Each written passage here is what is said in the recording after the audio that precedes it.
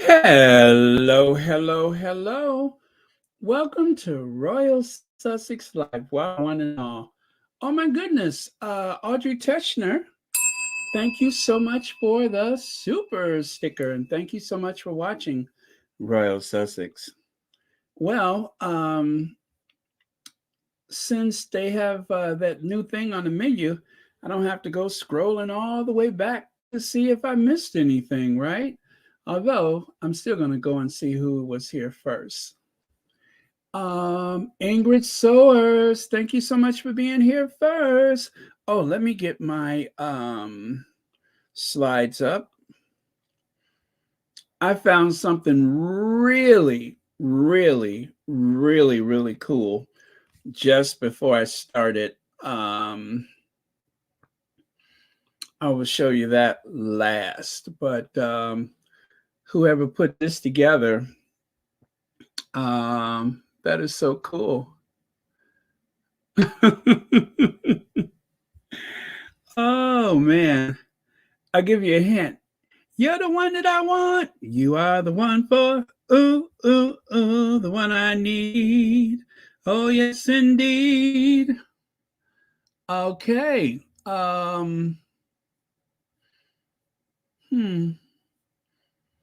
All right, I got lucky that time. I'm just scrolling, making sure I didn't miss anything else really groovy. Well, if it is something, I'll either show you later or show you tomorrow. Okay, so let me close a couple of things here before I get myself in trouble.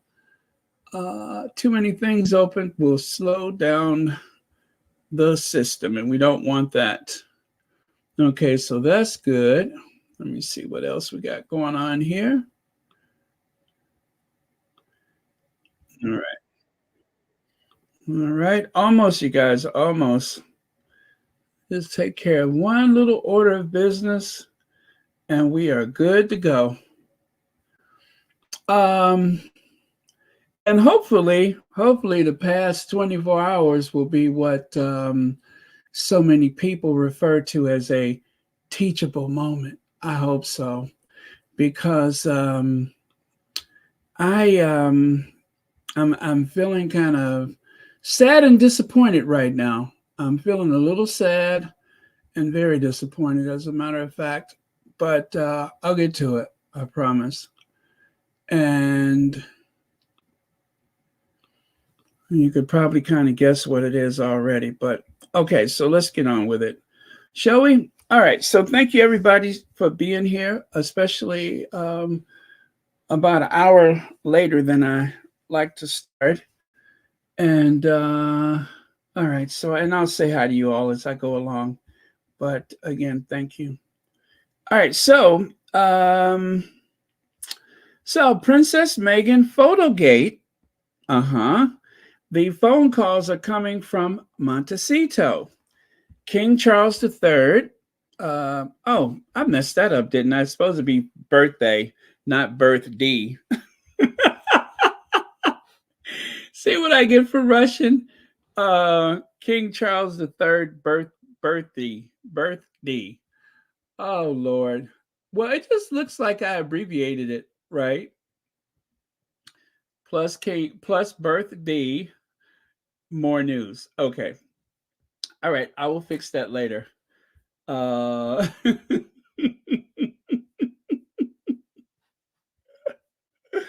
Woo! Okay, I'm off to a good start. All right, so let me just do this then. Okay, so let's just get into it, shall we? Now, yesterday, I tried to explain what I think was happening with this photo. As you can see, the lighting is poor, right? And as an aging, overcaffeinated, chubby baby boomer, I try to avoid overhead light because it does things to you. It does. And I believe it was Oprah Winfrey who once said that she learned from Raquel Welch, who was on her show at one time. And Raquel Welch said, good, what time are we having the lighting rehearsal? And Oprah said, what? What time are we having a lighting rehearsal? Oh, duh, you know. So at that point, Oprah found out that there are some people who like to go early or, make the time to make sure that the lighting is as flattering as possible. And of course, at the time, Raquel Welch was probably about the age that Meghan is right now. That was years ago. And so the first time I found out that was a thing was because of Oprah. Also, let me remind you too that, hi, Miss S, welcome home. Let me remind you too that Meghan's father worked as a lighting director in Hollywood for years. That was his other grift in life. And I believe that he probably had a little side hustle whilst working as a lighting director, if you understand what I'm saying. Anastasia. So very predictable of the Daily failed to release photos on. Yeah, I'm going to get to that too. By the way, Anastasia, since Church Nelly can't make it to these late night Royal Sussex, um, you have some extra added powers. I don't know if you noticed it yet, but you have some extra added powers, meaning that you can slow down and speed up the conversation if you choose. Um, Duchess of Success, and welcome. I'm so glad you're here because I want to talk about some things, and I heard you talk about it earlier. So please stick around if you can. All right. So, as I was saying about this photo, the lighting is poor. Everybody's features are washed out. There's only one person that I see that has a real HD camera, a 4K camera. Just one person. Everybody else is using their phones. And given the excitement, given the poor lighting conditions, this is a gym. You could look in the background of this photo. I know these things because I'm always trying to decide what makes a good photo. Oh, don't stand this here, stand there. Oh, you don't want that light to your back. It's going to give you too many shadows, right? And if you look at this, they have those industrial lights like you would find at a Costco or some discount warehouse store, right? Not ideal. By the way, Meghan's hair is slick, shiny, and healthy. We know that because of the poor lighting conditions, okay? So let me go to the next one. Now, this is the photo. On the left side is the one that I tinkered around with, right? Now, people were saying, why does the lady who posted the photo, why does she look so smooth and Meghan does not? Well, Meghan has freckles. Part of her ancestors are those freckles. And if the lighting is a certain way, you're going to see it more obvious than not. Someone mentioned yesterday, oh, look at her eyebrows. They did something to her eyebrows. Well, look at everybody's eyebrows. What's his name back there is non-existent. The lady in the photo with her, she doesn't seem to have much by way of eyebrows either. The lighting is horrendous. The phone is, whoever took the photo probably didn't even focus. They just, oh, snap, and gave the phone back. You know what I mean? I usually take several photos when someone hands me a phone because I want to make sure that I can get everybody in the best light. And I could assure you that in the excitement of meeting my idol, Meghan Markle, if I was this woman, I would be so excited just to have the photo. I wouldn't give a rat's behind how good I looked. I'm in the photo with Meghan, right? And of course, Meghan does not have that vanity We have more vanity for her than she has for herself. Now, I want you to look at both of these photos. The one on the left is the one that I fixed. The one on the right is the original. I just cut it in half, but that's the original. Notice Holtz, what's his name? The guy that works for Archwell. Notice how his head is skewed and peaked up in the corner there, right? And then if you look on the left, I kind of rounded it back out again. Same with Meghan. Her head is kind of angular. I straightened it out because I could see that I could fix. That I could fix. I couldn't even explain it to you, but that I fixed it. There's an adjustment called convex or something, but it means curve. And I took the curve out of the photo. Now, I could have removed the blemishes, but I didn't want to do that because Meghan always says, leave my freckles alone, right? So I didn't touch them. Same with the lady there. Her head is kind of a bit pointed as well. Not to mention, you can, that's she wasn't wearing her best hairstyle that night, I could assure you. She didn't know she was running into Meghan Markle, right? So there's a lot going on here. I said that yesterday, and still there are some of us who won't be convinced by that. There are people on the Twitter going back and forth about this conspiracy to make Meghan look bad, right?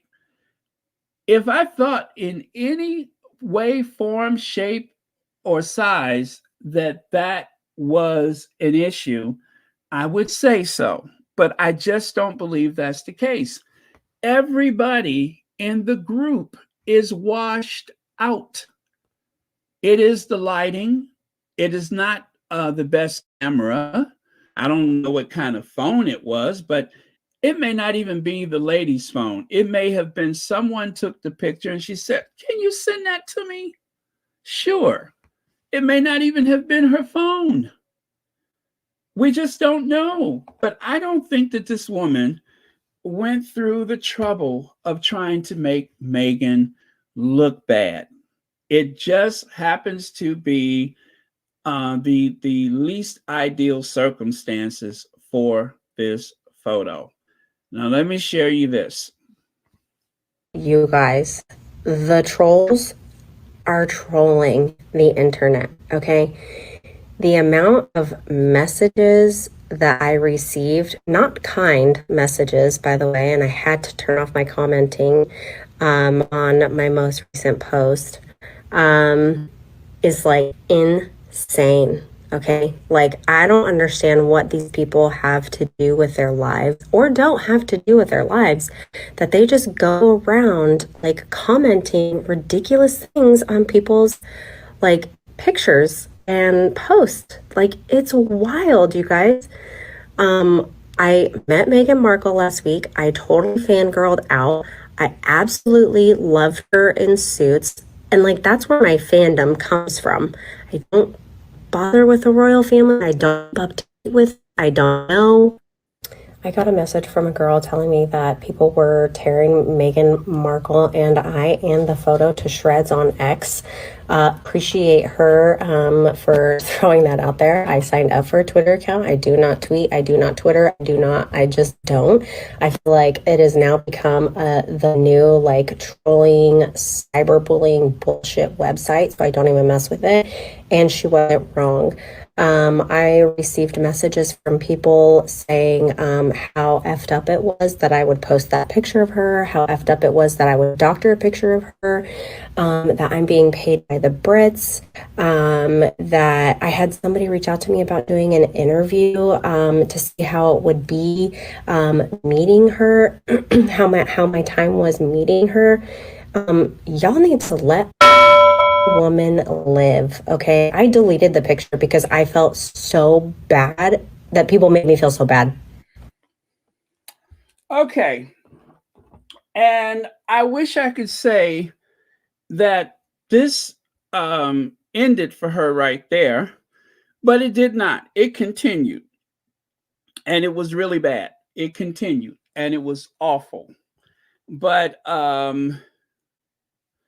yeah, it's horrible that the excitement of the moment is forever squandered because of the thing between the Sussex squad and the Derangers.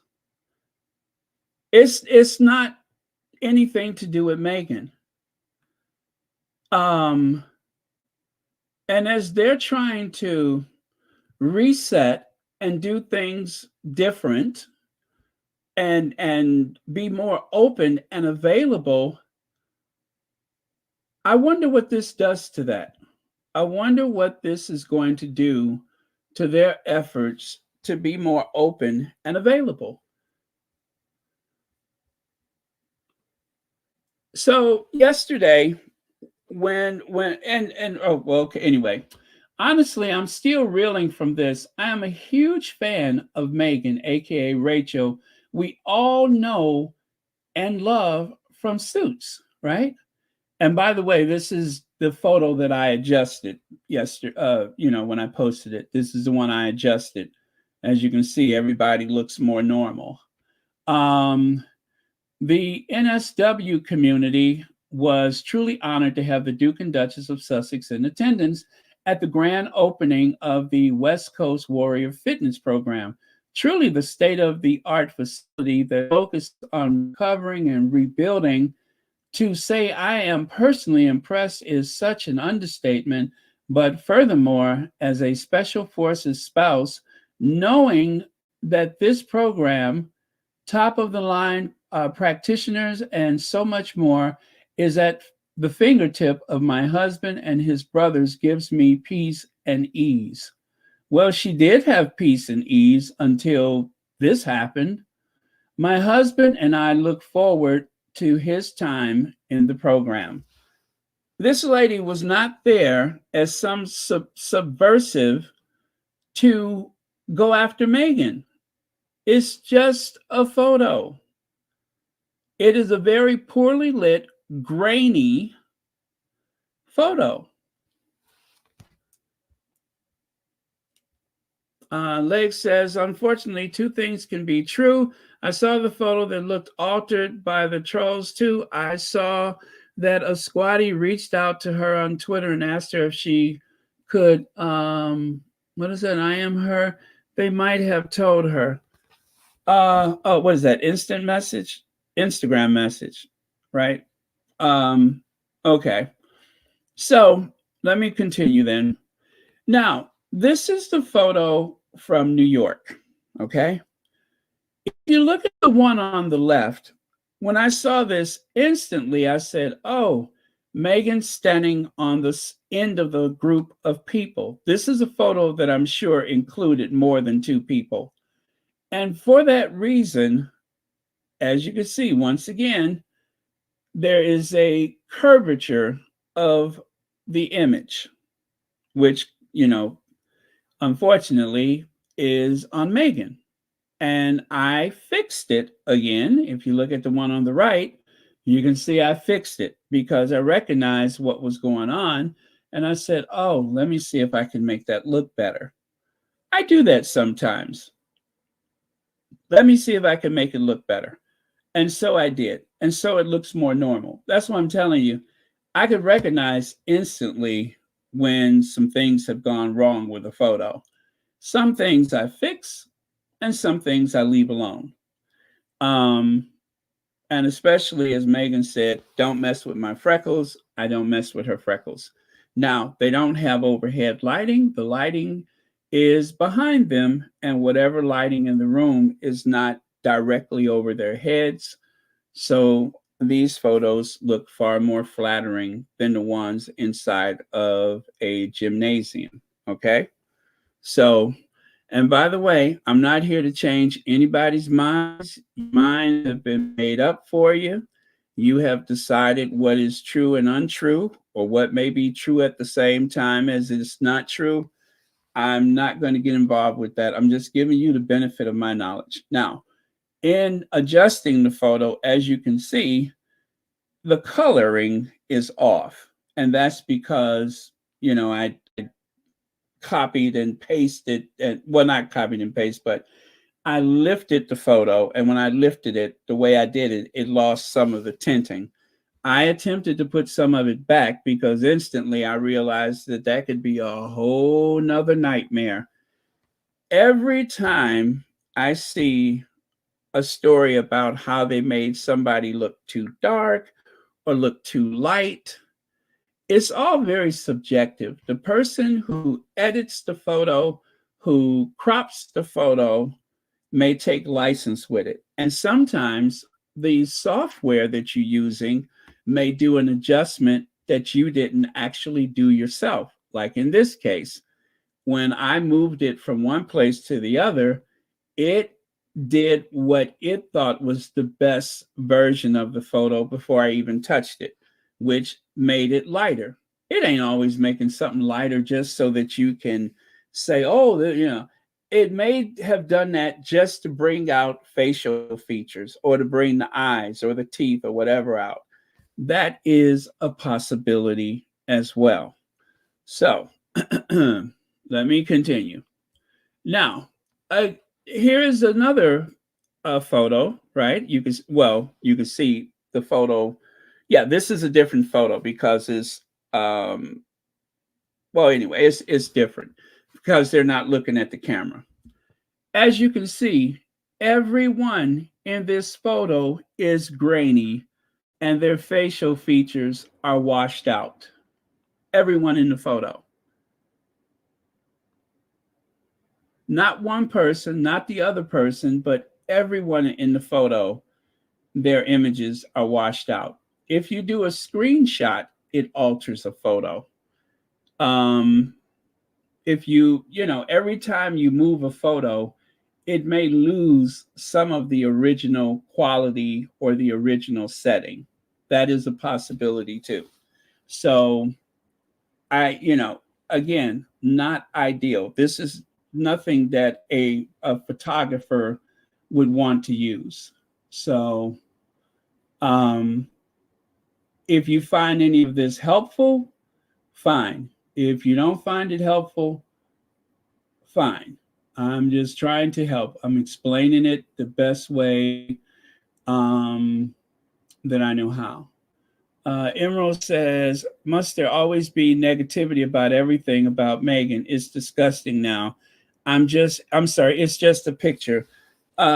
Emerald, it's not without risk that I'm saying what I'm saying, because I know there's going to be some people that don't like it and may take exception to it and may even accuse me of being a part of the whatever. I'm just telling it the way I see it. I'm just telling it the way I see it. I saw some problems with the photo from the beginning. And ideally, if I would have had something better, I wouldn't have shared it. But for days I kept saying, oh, there's other cameras there. I hope somebody else share a photo. Where's the rest of the photos? I said, how many times have I said that in the past week? Okay, finally we got some photos. And my God, look at the what storm that has happened because somebody posted their photos. Now, this is obviously the photographer holding the big camera. Actually, I see there's a video camera there on one side, and then I believe the guy that we saw in one other photo, I believe he's the one holding the high quality camera, the one you see right there. See how they're on the other side? So, of those expensive cameras, they do a lot of auto correcting, right? This doesn't seem to have any autocorrect. That does. This will make allowances or exceptions for poor lighting conditions. Very big difference. Now, I said to myself, here I go again, where have I seen this before? When have we had an experience where someone thought they were doing something fun. They thought they were sharing something that nobody has seen before, or they just innocently threw it on social media, and all of a sudden, everybody's after them. People are trying to make them lose their jobs. People are accusing them of working for the royal family. Where have we heard this before? Let's do it. I'm gonna start off by saying the UK, girl, evil. The media is evil. If literally the little bit that I've seen in regards to how they get treated, and like it's only been a little bit for me. So let's start off with Kinsey Game. In 2015, I won a contest for singing on Instagram to attend the iHeart Awards for free. We had all access. At the time, she was a red carpet reporter for the show, so I got to meet her. She was really nice. She was really sweet, and we took a photo. Yeah, it was at the iHeart Awards. Like, there is a literal video. I'll literally loop it right now. I think music is a gift to the world. I got a post on Instagram, and I was like, there's no way. Like, I just freaked out. I almost fell back.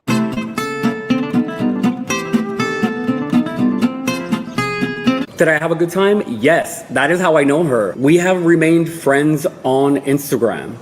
That is it. We have not hung out since that day. And another thing, I did not give her the exclusive, and I found out from everybody else. I had no clue that she took my video. I did not give the permission, and I've already submitted a claim to YouTube to take that down. And on another note, I didn't know how right-wing the show she had moved to was. All I know is that she used to like Meghan and Harry, and we used to chit-chat about it online to each other. That is it. That is the extent of the friendship. Nothing else. And on top of that, I thought it was nothing at first. I let it roll over my shoulder. I'm like, what's that she went on TV and said we were friends on a right-wing show?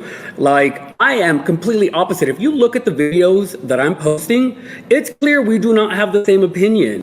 As for covering my tracks, I know what's on the page. That photo is still there. I went to the iHeart Awards. I won a contest. Love the day I get up the reach that the UK is doing right now to try and spin this as if I didn't pay for my own seats and I'm best friends with the right-wing media. Like, none of this makes sense. As for the box seats, I have receipts, and here they are.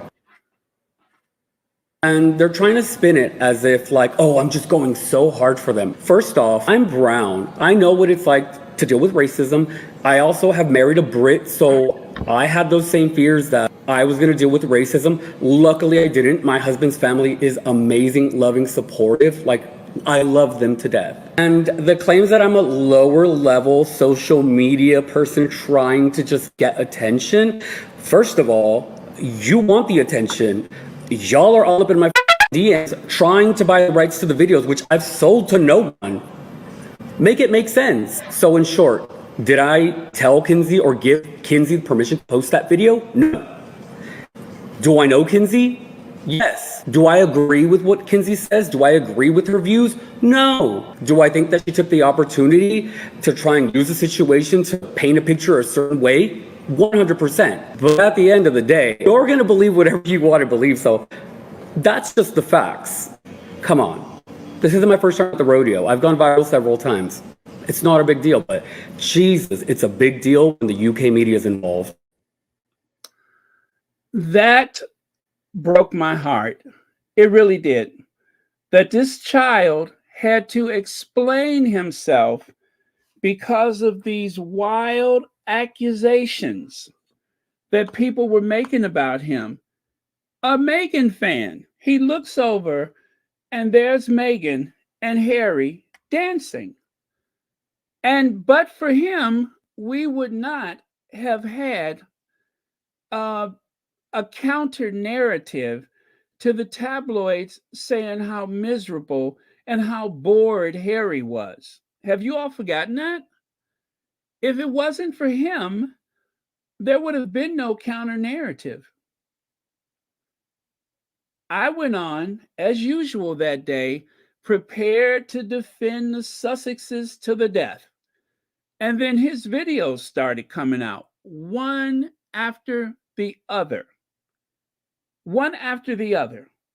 And that changed the whole story.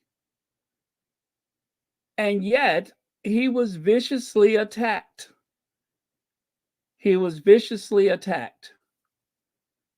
And even a royal suitor finally had to, say, please leave this young man alone. So whether it's a little attack or a lot of attack, not everybody is in on the conspiracy. Not everybody. And it's just really unfortunate. That's why I said, where have I seen this before? I always say, if you live long enough, you're going to see everything twice. Elaine Parker, thank you so much for the super sticker, and thank you for being so supportive to Royal Sussex. Didn't you walk in on something? But yeah, that's the unfortunate situation. And then, of course, there was the lawyer that is friends with Doria, who also was the subject of rumor and scandal because she dared post something on social media like billions of other people in the world. And I'm just like, oh my God. Please don't let those people get attacked. And yet it happens. It's always going to be someone who is more skeptical than anybody else. Someone who's got it all figured out. This is why I don't say a lot of personal stuff on the channel, because it becomes a part of the narrative. And people will suspect the worst. It just takes that one person, and then next thing you know, well, that is kind of strange. And that happens on social media. That happens on social media. It really does. And we all have the ability to project our images, our voices, our thoughts and feelings in a way that has never been done before in history. Thousands, millions of people can know your deepest thoughts at any given time because of social media. And so a little thing can turn into a very big thing, no matter how innocent it was. But yeah, this kid had to go on social media to defend himself. A military wife had to go on social media to defend herself because she posted a photo. An unflattering, poorly lit, grainy, bad quality photo. She was happy. And now she feels threatened and set upon. And yes, there are derangers that have done some horrendous things with the Sussex's images. I may show some unflattering photos of the other royals, but you always hear me say, how many times have you heard me say, I have not altered this photo. I have not altered this photo. Because on principle, I want to be able to say, yes, it's unflattering, but I didn't alter it. But a lot of the derangers do. They have done some horrendous things with the images of Harry and Meghan. Stuff that feels like someone punched me in my gut. I hate it. But in spite of that, I don't go and change the facial features. I might put them in funny situations, but I don't twist their mouth or change their basic appearance just for the sake of it, to make them look grotesque and monstrous. But yes, it does happen. And I understand why a lot of people are suspicious or concerned or hurt. I'm hurt by it. But I just don't think that this is the case. Imagine if absolutely no one on social media pushed back, there would not be a squad, and we would all know with the, what is that? We would all know with the effect change by pushing back. Yeah. Yeah. I mean, hey, pushback is my middle name. Pushback is my middle name.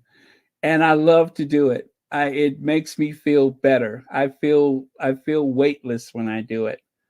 But you know, I don't go after the derangers, even the ones with the sick photos.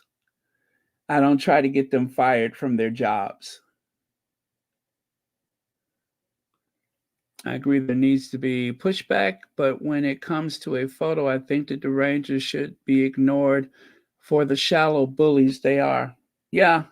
Sometimes, I will save the photo with the name of the person, um, just for the record. I will save it.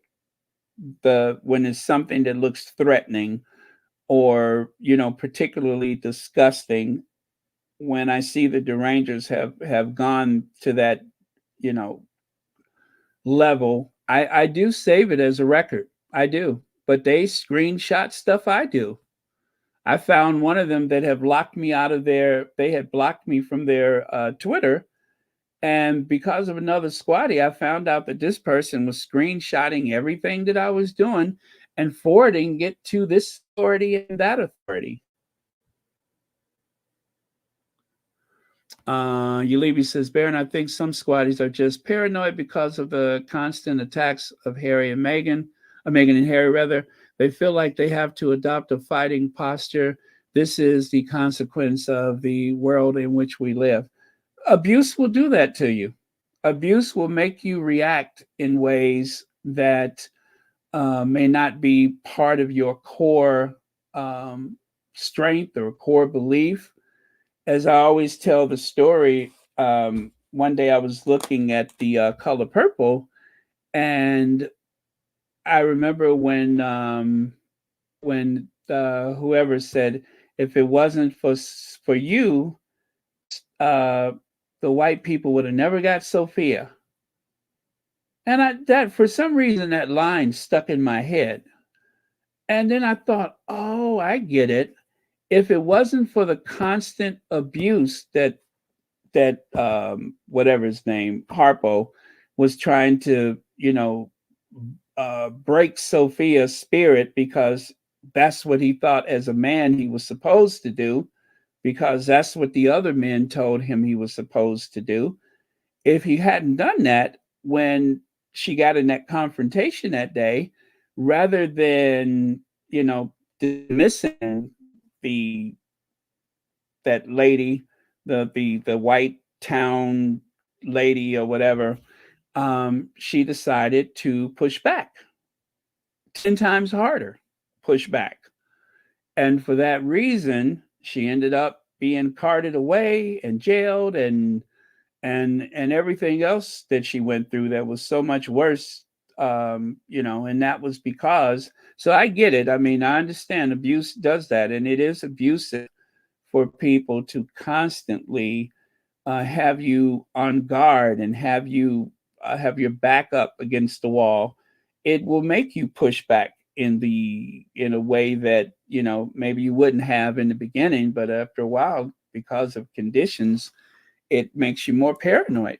I get it. I get it. And that's the reason why I'm taking the time to explain this as best I know it. It doesn't necessarily mean that I'm right.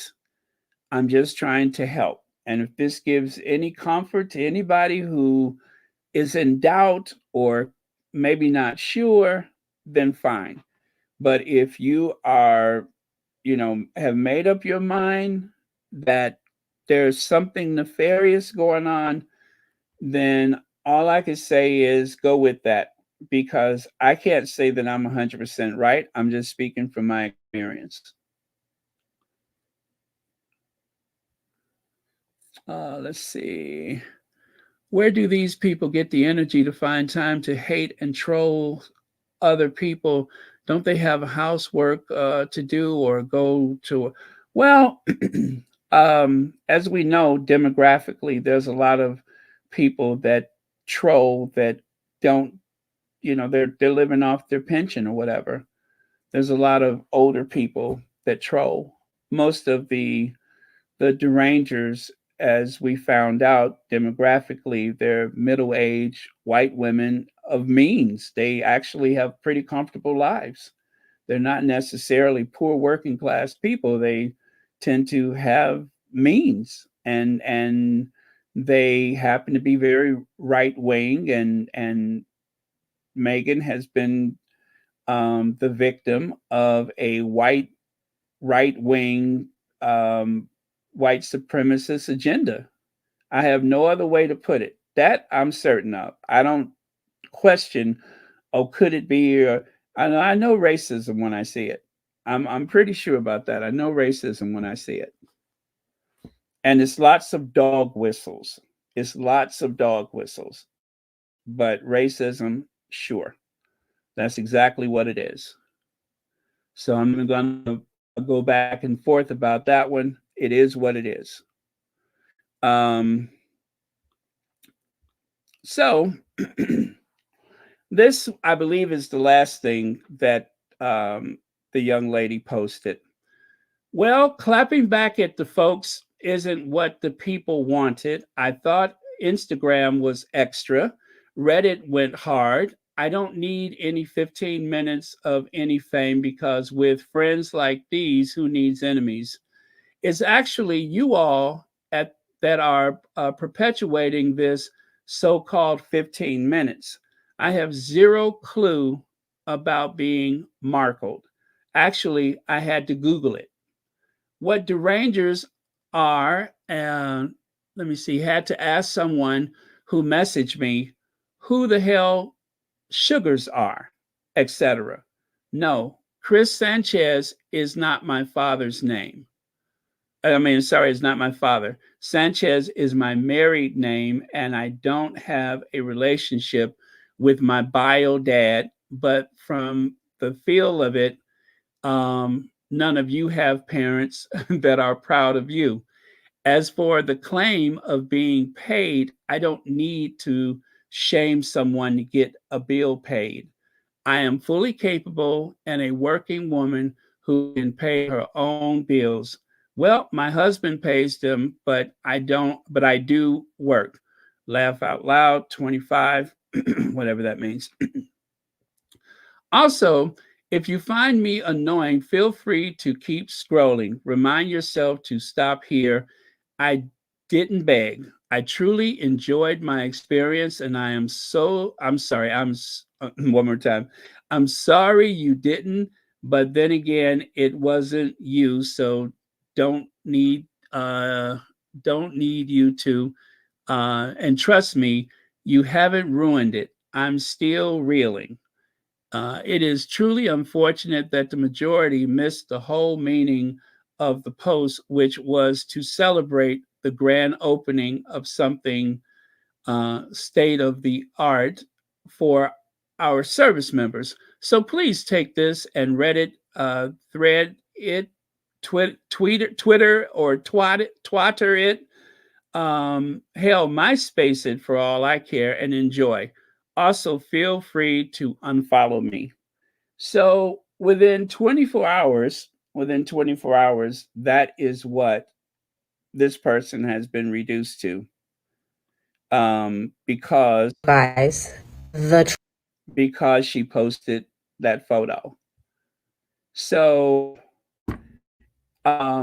it's not excuse me, it's not any person's individual fault because this is a response to years of abuse of Meghan Markle, the Duchess of Sussex. That this is in response to that.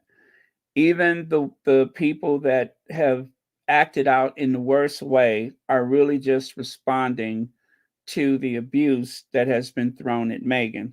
However, it is incumbent upon all of us to be responsible because this is somebody's mom, this is somebody's wife, somebody's daughter, somebody's neighbor.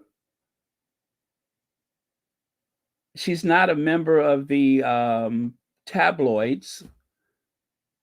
I don't believe she's been paid. So we just need to remember that. We really do need to remember that. So yeah, that's what I had to say about that. And for those of you that are ready to attack me, go for it. I said what I said. I gave you the best information that I know. Let's see. I am convinced that some derangers impersonate to make the squad look bad. I don't know if any TikTok people remember the fake squatty video that attacked pro Sussex creators trying to cause divisions. No, I did not see that one. I did not see that one. But I do believe that in some cases there have been people that have posed as squatties. Hand type the Royal Sussex and all the troll channels pop up with most edited pictures of Meghan on. Oh yeah, the thumbnail pictures, right? Oh, those thumbnail pictures where the eyes are all red and the mouth is distorted. Yeah, I hate those. I hate those for anybody, not just, I don't like them for anybody. I hate when they do that. Some can block, some I can block. Others with over 100,000 subscribers can't be blocked. Yeah, yeah, you're right. If you hand type um, any of the channels, you're gonna get a boatload of the haters. So, okay.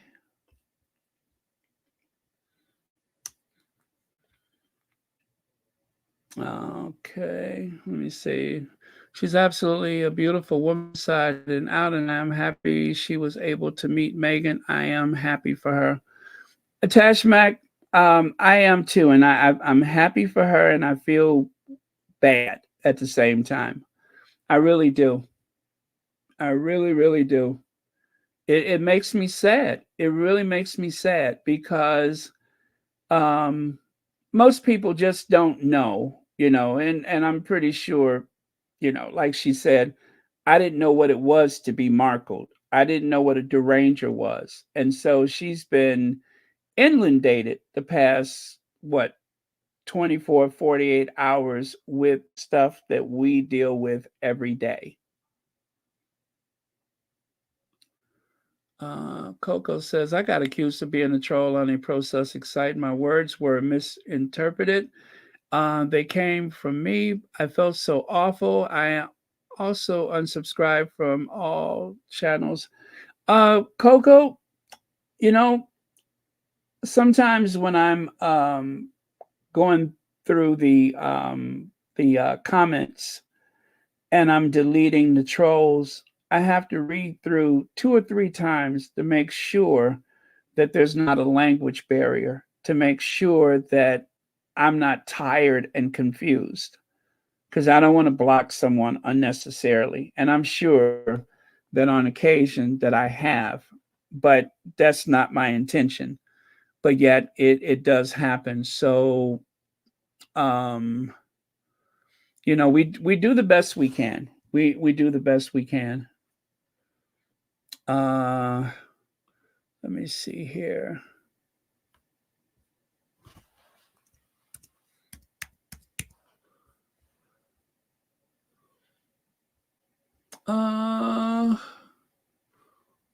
Oh,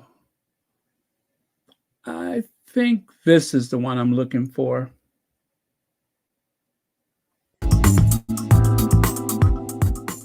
And then it was funny. I was with my friend Doria, and she's like, "Do you want to meet Chris?" I'm like, "Sure." And so she introduces me to Chris Jenner, and oh, Doria, how are you? Blah blah blah. They're talking, and I'm standing right there, and I'm like, I am with the mothers of all mothers ever created. And I'm the mother of all mothers, so birds of a feather, like I've always said. The universe and energy attracts energy. I tell you these things, guys. I mean, look, I'm not surprised that I was put in that spot. I created that, of course I did. But anyways, it was cute. Chris is like, "Oh, Doria, let's take a selfie." And so she tried to take a selfie, and then she's like, "Kim, here, take it. You'll get a better angle." And I'm just sitting there, and I'm like, "See what I mean?" It was kind of insanity. She's like, look over there, Kris Jenner just walked in. I'm like, shut up, you're lying, that's not true. Sure enough, it was true. And then who walks in next? Kim Kardashian. And it was all just so casual. Then Doria Raglin arrives, Meghan Markle's mom, and she was actually one of Gina's guests. So we were with her the whole night. She was so sweet and down to earth and like so kind of her to introduce us to Kris Jenner and Kim Kardashian, like as her friends when we just met her. And I mean, beautiful human being inside and out. It was the most amazing experience, best 24 hours of my life.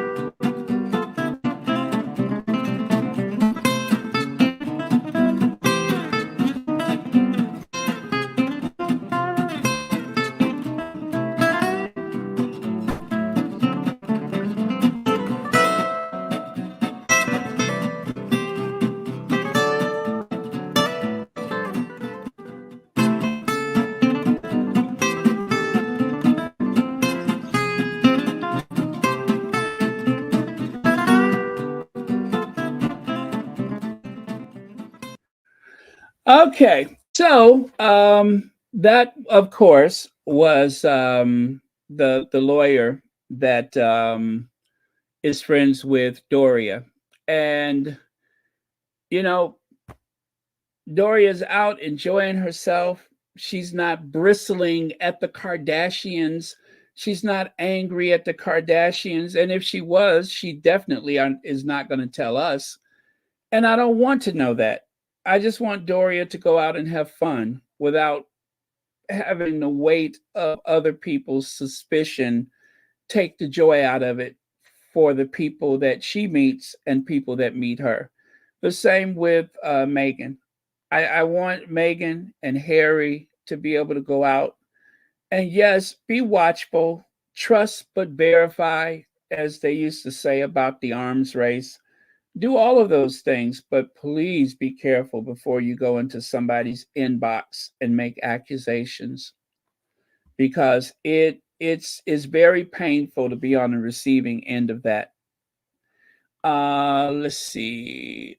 Lauren Fonseca, thank you so much for the super sticker.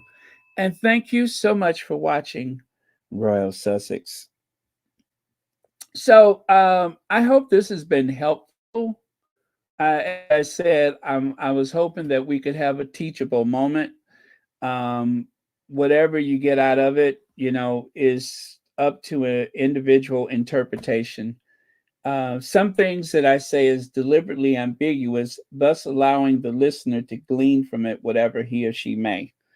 And other times, I don't even know what I'm talking about, but I do the best that I can. So good luck with that. And I hope that this will bring some peace or something to someone that wasn't sure what to make of it all. But it got so ugly on Twitter today, and it continues. And I don't want to tell anybody what to think. That's not my goal, but I just have to give you the knowledge as best that I can, and then take from that what you will. Okay, are we good?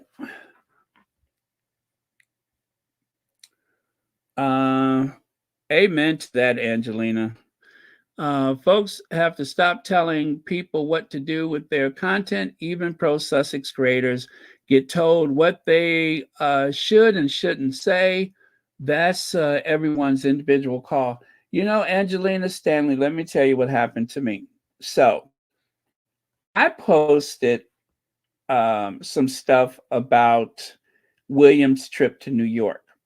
And instantly, I went into my mental Rolodex and I said, Harry's went to that firehouse first. And so, of course, I did every sarcastic little thing that I could to, give William the what for. But instantly, two of the people from the Twitter posted on my timeline. One of them posted that picture of the dog cutting his eyes at you. I thought that we were muting. We were on the mute challenge. Well, number one, I've never agreed to a mute challenge. I already knew what I was going to do as soon as I heard William was going to New York. I get the mute challenge.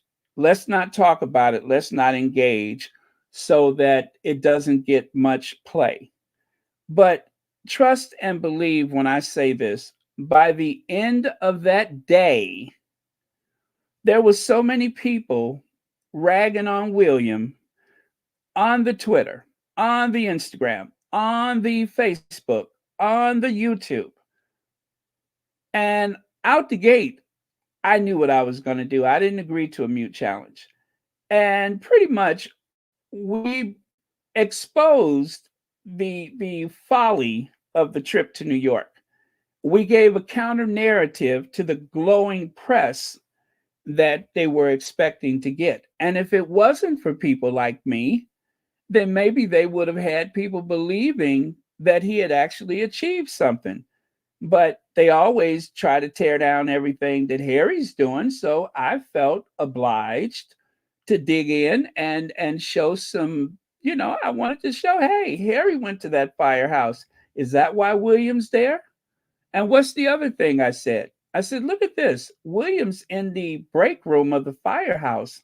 You never see the public back there.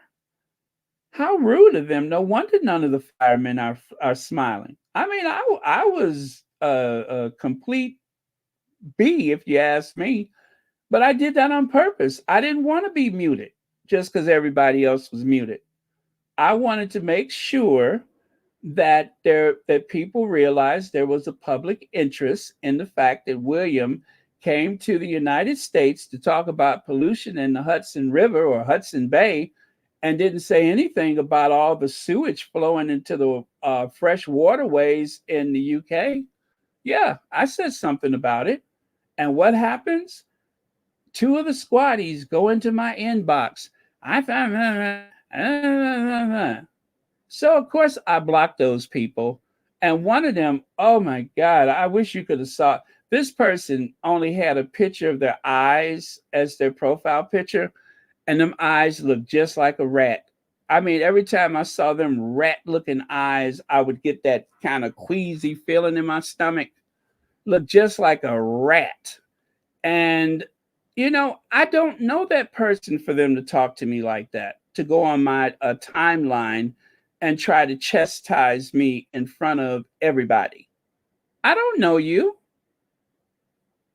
I know I come across as a bit naive and a simpleton, but trust and believe, I have good command over what I'm thinking and feeling, and I have a strategy that I need not explain to people every time I do something. And here these people I don't even know go on my timeline chastising me about what they are planning to do. Well, I didn't make that plan. I wanted to embarrass. I wanted to point out. I wanted to share inconsistencies. I wanted to make sure everybody knew that Harry was the first to go to New York. Harry was the first to go to Ground Zero. Harry was the first to go to the firehouse. And that his older, insecure brother was staggering in his footsteps. That was my goal. And I didn't feel a need to explain it to anybody. But yet there I was being chastised by somebody with eyes like a rat and somebody else that I don't know either one of them. How weird. Better be glad I'm not Tina. Ooh, I would have cussed them out real good. But yeah, so that happens. That happens. Absolutely, Baron. Facebook is just as bad. They usually have a dog's face showing really great. Yeah, that dog with his eyes cut sideways. I looked at that. I'm like, what the what? Who is you? I have it planned out. I have it planned out. there's a method to the madness. And I know it's frustrating because sometimes people don't understand what I'm talking about. If you've been listening or watching for a while, you understand. But all I can say is stick around and then maybe it'll come to you. But not everything is for mixed company. Some things are just for those of us that watch Tina and Michelle and have been at this for a while. It ain't for everybody's consumption. So if you're new, stick around. You'll figure it out. But I'm not going to explain everything in detail. And yes, like I say, sometimes there's a language barrier. So I do try to speak as clearly as possible. Some things I do explain. I say, well, if you're not from the US, this is this and that's that. Because I know I may have said something that, you don't know that we have this or that it works like that. So I'm conscious of it. If it's something you don't understand, I deliberately made it that way. But eventually it'll get to you. And trust me, things that you need to understand, you will understand. But yeah, it's been interesting. It has been interesting.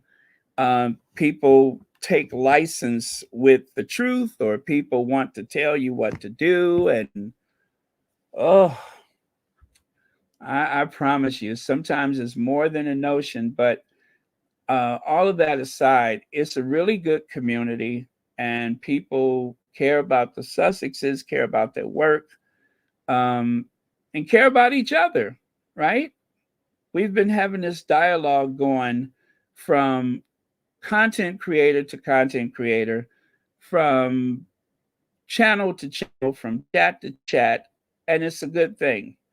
We have eliminated as many of the trolls as possible, um, and that's a good thing. It makes it a better place to operate. But um, patience is definitely called for. Um, you really got to weigh the circumstances before you go after people. You got to weigh the circumstances, and do remember, not everybody speaks English as a first language.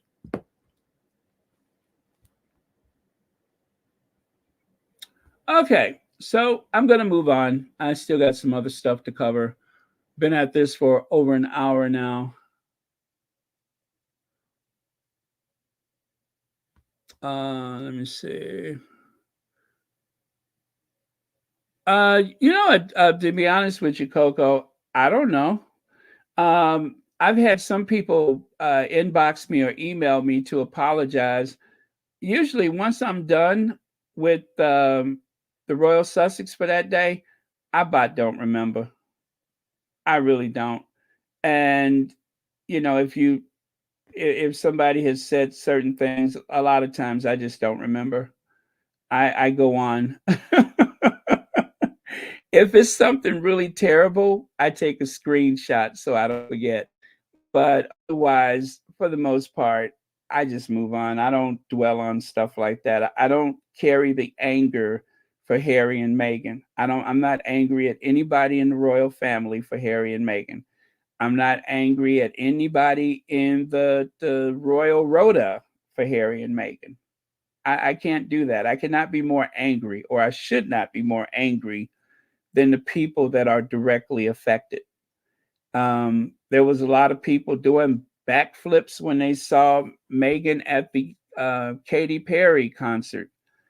They're neighbors in Montecito, like it or not. And we don't know how one neighbor may have had to depend upon the other. And life goes much better for people if you get along with your neighbors than if you're cutting your eye and gnashing your teeth and bristling at your neighbors. Life doesn't go so well. But if it's possible, hear me out. If it's possible to get along with your neighbors or your family or whomever, it's better for everybody. It's not always possible, but if it's possible, then it's the best thing you can do, because you don't know when you're going to need somebody's protection. and you don't know when they're going to need you. So I don't hold those kind of grudges. And, you know, sometimes there are people that if I never talk to them again, it'd be too soon. Doesn't mean I don't love them anymore, but I just don't want to make myself available to be abused or hurt. But I remember the good times. I don't dwell on the bad times. So that's how I feel about that. But let the Sussexes make their connections and do what they need to do without judgment, you know. And if you feel like you can't tolerate the way they're doing things, you could just walk away. You can always walk away. Trust me, they don't know that I exist, or most of us. They don't know that we exist. We could be just another channel out there, you know, and I'm not bothered by that. So, but I believe in what they're doing. I believe in the work that they do. I'm constantly amazed with the way Harry has embraced this life in the U.S. And I'm in awe of Meghan's ability to shine, to inspire people. They both inspire me. They really do. So I'm always amazed at that, and I feel privileged to um to to to protect them in any way I can. So okay, let us move on. Um and good luck, you all. Now, if you're interested in the bag that Meghan was wearing today, I don't. I'm not going to share the photos from the Paps, but I'm sure everybody saw them. And that is the bag right there. It is a braided canvas tote. What is it? Natural and navy stripe. It's a limited edition for just $750.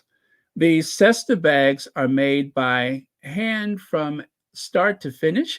Each basket is handcrafted and locally sourced renewable resources by talented female artisans in Rwanda, Africa, whom we are proud to pay 500 to 700% times the national average salary of Rwanda.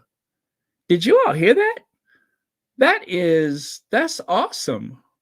Each piece is finished by hand in Italy with very carefully chosen sustainable materials at a luxury atelier. For centuries, Rwandan weavers have been passed down. Weaving, not weavers, have been passed down from mother to daughter as a rite of passage, making the transition into womanhood. The average Cesta artisan has over 5 dependents and is the primary breadwinner for her family. Her work allows for her and for the family to purchase livestock, fund education, and alleviate poverty in rural communities. As Cesta, we believe these talented women are the bright future of Rwanda. I love that. I love that. Let me see. Meet Niyit Niyate Giga Liberté. Liberté. Yeah, Liberté. I am a primary income provider in my family. Before, I didn't always know if I could afford food if the crops failed or medicine in case of emergency. Now I can comfortably say that I am able to pay for a hospital visit, medical treatment, or additional food if needed. The increased income made it easy for me to get loans, which I use to build my house, invest in land, and purchase livestock, I aspire to have a lasting impact on my family and community by working to lift up others. I like that. So there you go. Um, in case you want one of those bags, I'm pretty sure that eventually you can get one, but it goes a long way to help people. So very cool.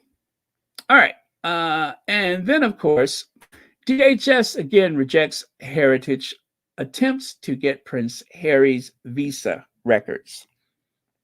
So, according to Celebici, for much of this year, lunatics at Heritage Foundation have been waging a public and legal campaign to get their hands on Prince Harry's visa application in the US. Heritage is overrun with British right wing politicos, and they've aligned themselves with a larger right wing, anti woke, anti Sussex faction in British and American political culture, meaning there's a high level of transatlantic effort to get Harry to destroy the Sussexes and find some way to strip Harry and Meghan of their home, their money, their safety, their lives. I feel sorry for the Department of Homeland Security officials who have had to deal with all of these nuisance lawsuits, hearings, and threats from the heritage. DHS has repeatedly affirmed Harry's right to privacy, and they have rejected every you know what argument that Harry's visa application must be publicly released because Harry wrote about his drug use in Spare.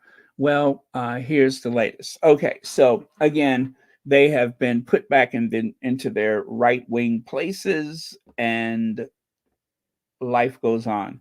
So for now, there's no there. There's no logical reason. Harry's not running for public office. He's not working with a presidential, what do you call it, a security clearance of any sort. None of those things. They have no reason to challenge. If they were to target people that have had things like that in their past, they would have to purge these United States of a lot of people from the UK and just about every place else. So it's much to do about nothing. It's just a bunch of nonsense. Just imagine how long it took to get Donald Trump's tax records. Even with the opposition in Congress, it wasn't until there was a logical reason for it, and that, of course, is that Donald Trump did some shady financial dealings.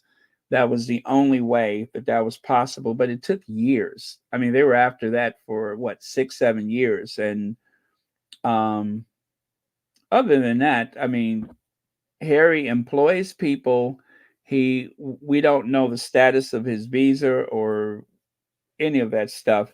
And then, as I keep saying, and I don't know that I'm right, I'm just saying that as a member of the royal family, there is a governmental component to Harry's position as the son of a sovereign. We don't know that Harry has some type of diplomatic clearance, yes or no. He's not working as a diplomat, but he is still a council of state. So, you know what I'm saying? It's not as cut and dry as, oh, we want to look at that visa status. Even if you did see it, it doesn't really speak to what his status is as the son of a head of state. So I don't know what role that plays in it, but it may have something that is not clear to everyone, or it may be something confidential, some agreement between both governments or whatever. We just don't know. But whatever it is or isn't is none of their flipping business. Amen. Okay, so does anybody have anything to add to that before I move on? Uh, Beverly McCaskill says, I wish someone would do an investigation into Heritage and their staff, employees, and make sure that they are supposed to be in this country. You mean that one that used to work for Margaret Thatcher? That I'm telling you, if that man doesn't look like the product of inbreeding, I don't know who does. That one guy from Heritage. Oh, he just looks so bizarre to me. He doesn't seem very human. I'll say that. He does not seem very human. He has that weird face. It's like a cartoon character has just jumped out of the television one Saturday morning and sat right down next to me. You know what I mean? Just weird looking. Tash Max says they don't realize the doors they are trying to open and how those doors could impact more than just Harry. The Osborne clan, and they are a clan, aren't they? The Osborne clan, let me see, PM was the Prime Minister and others who need to return to the UK. Yeah, exactly. That says a lot right there, you know, that or is that Pierce Morgan? Because I think Pierce Morgan had some shady past he spoke about before, right? But either way, it would open some doors that ought not be open. They ought to just stay closed. They really ought to stay closed. This is why the Sussexes are in firm possession of their titles, because if you open that door, you're going to end up kicking open some other doors that may make life difficult for a lot of people. So, and this is one of the reasons why the royal family, Charles and William, this is part and partial of that problem that they're having, is because attacking the Sussexes has opened up some doors that they would rather stay closed. And of course, as Harry said, going after Meghan, going after his family, crossed the line, and he wants an apology. And so when they kept briefing and leaking and briefing, after a year of the Sussexes' silence, they ended up on the Oprah Winfrey Show. So, and when that didn't seem to discourage them, he ended up writing a book. But there's always some price to be paid by everyone, and I do mean everyone. So if your behavior is dodgy, you can't be surprised when somebody comes after you. All right, so I'm going to move on. Now, right here. Oh, you know what? This is still part of that.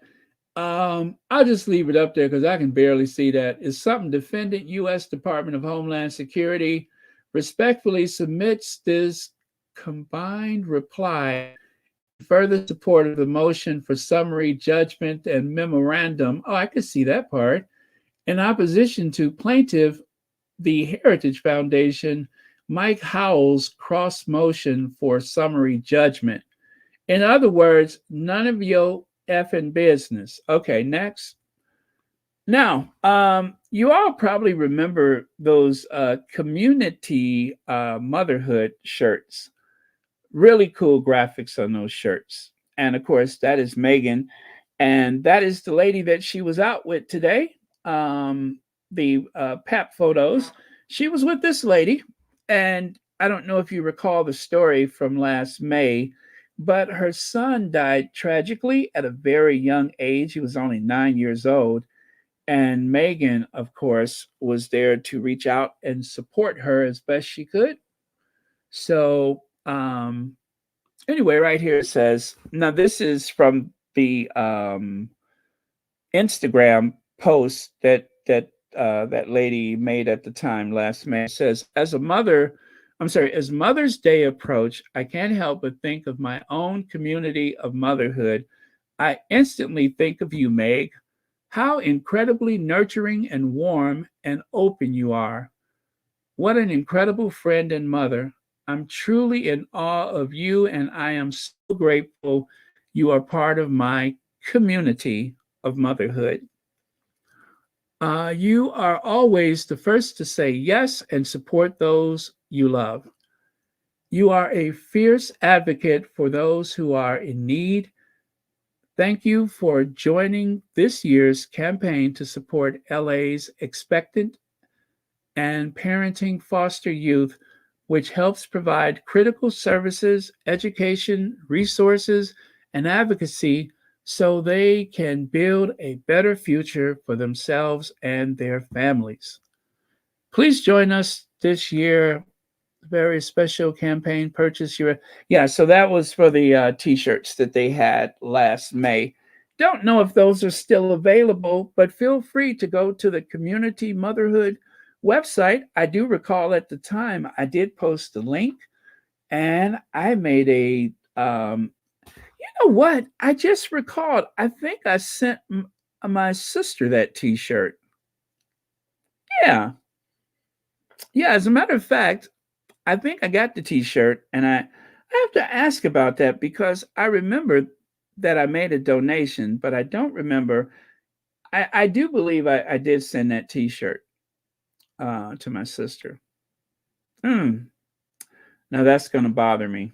I'm going to have to look through my emails, see if I can find it. But I know I made a donation. You know, anything where I can donate and include the Sussex's name is always on the menu for me. So whenever possible, I know I will do just that. So somewhere back on the community tab, I am sure that there is a link for this. But anyway, so that is the lady that she was out with today. Meghan Markle steps out in Montecito with model Pat Kelly McGee Safin wearing a very British accessory. The Duchess of Sussex had a girls' day out on Friday with the co-founder of the Alliance of Moms. So, okay, this is from People magazine, and it says Friday. And of course, Meghan was wearing the pin, which I show you the pin on Meghan there and nothing else. And that is the pin that she was wearing. So if they were out Friday, why would they release the photos today? Nobody asked. Why would they release those photos today? What is it about today that anybody would be so shady? Bum, bum, bum. That's what it is. It's King Charles III's birthday. That's why the shade. And of course, by doing so, it helps create animosity and hostility toward the Duchess of Sussex. That is why. And who released those diabolical photos? Who were the people that helped orchestrate that car chase? Allegedly orchestrated it, but yes, the car chase did happen. But who allegedly helped to orchestrate that by practically putting a bounty for photos? I wonder who that could have been. Huh? Do you know? The racially ambiguous Lord Nappyhead and the Daily Fail. They were the ones that shared the photos today. Oh, I mean to tell you, they got a whole stack of them. I mean to tell you, they got enough photos that it looked like a stack of flapjacks. A whole stack of photos. Thanks to the Daily Fail and Lord Nappyhead. Yes, Lord Nappyhead of the Daily Fail, where the truth does not exist. So yeah, that's why they decided to release the photos today, because it helps to create hostility and animosity toward the Duchess of Sussex. I couldn't think of any other reason. Yeah, because it was Charles' birthday. So why not hold them until we could release them at a point after, of course, the the Remembrance Day, do it on Charles' birthday. So that way, if there was any chance that the family rift could be healed, well, we've done away with that, didn't we? They'll just blame the Sussexes for it. They always do. Let's see. Beverly says King Charles III should go back and listen to the docuseries, read Spare, and listen to the interviews with Anderson Cooper, Michael Strahan, and then ask him about going back to the UK. You tell him, Beverly. You tell him. Damn it. Unfortunately, the online hate started when the middle-aged bitter Bettys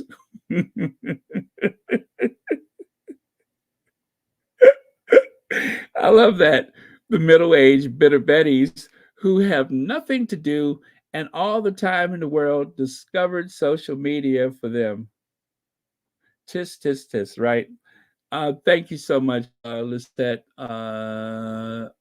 Is it Zolch? Thank you so much for that. And thank you for being a member, by the way. Okay. Okay. All right. So let me move on. So right there, I remember this photo from last May, and there they are, all wearing those T-shirts. Very cool. I love the graphics on there. Those graphics are everything for me. Love those graphics. Bitter Bettys. Unfortunately, those bitter Bettys. Oh, you guys, this is the young man. This is the son of, oh my goodness, I'm so sorry. I keep forgetting her name, but this is her son. He passed away, sadly. And I love this photo. I remember sharing, as a matter of fact, this photo is a screenshot.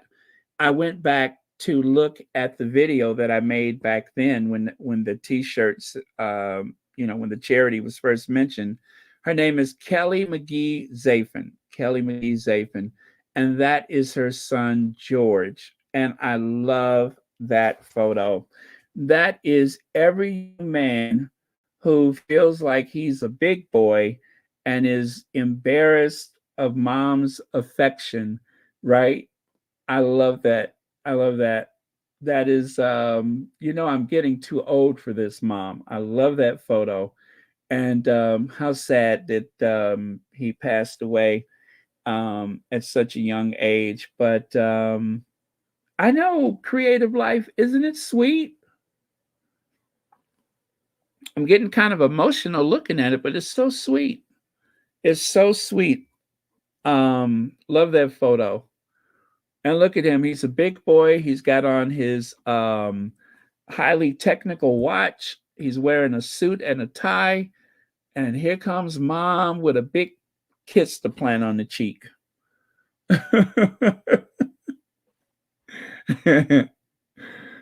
Oh, well. Yeah, very sad. And wow. Okay. So I'm sorry, you guys. I wanted to share this photo though. When I was looking at the video, I'm like, oh, I got to share that.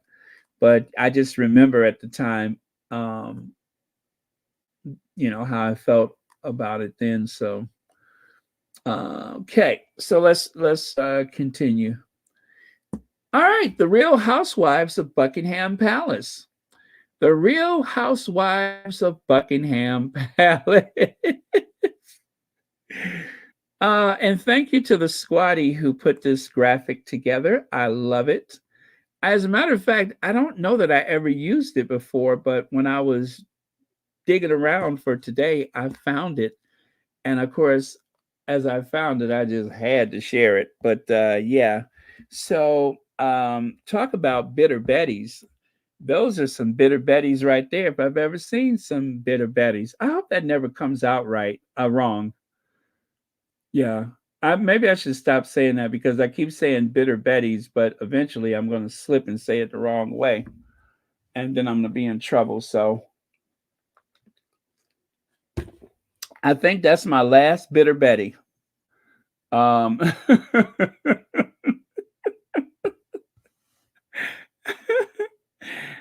Wouldn't want to slip, would I? We don't want to have a slippage. That would be so awkward. How do I explain to YouTube? I was trying to say bitter Betties. Yes, bitter. You know what, Anne? Since I have planted that in your head, you better be careful because you know how it is.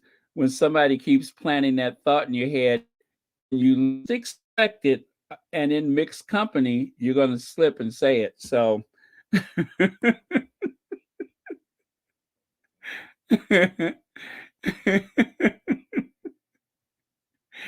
if anybody is a fan of the old Honeymooner show, and you remember when Norton kept saying a string of Peloponnese when they were doing that play, and he said, I don't have a yacht, a mansion, or a string of Peloponnese.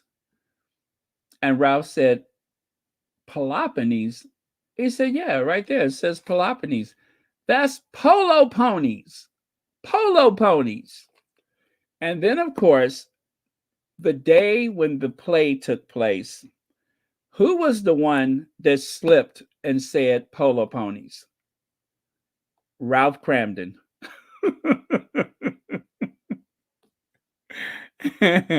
So, that's ever since I saw that on the Honeymooners, I have had a complex about slipping and saying the wrong thing. Especially if somebody else says it and I correct them, I'm always thinking, what if I'm the one that gets it wrong? So, I'll tell you, in one of my past lives, or as I like to say, past lives, but in other work that I had, I would make this little joke all the time. And no, I'm not going to tell you what it was, but I used to make this joke all the time. And one day I slipped and said it the wrong way. And whilst everybody was laughing, me louder than anybody else, I'm pretty sure that there are at least a couple people right now that's still thinking about that and thinking, what a weird individual. You never really know people. So yeah, I get a complex about stuff coming out wrong. Have I done that here? I'm trying to think. I'm sure I have. Oh, I did. I did a few times, didn't I? Yeah. Oh well.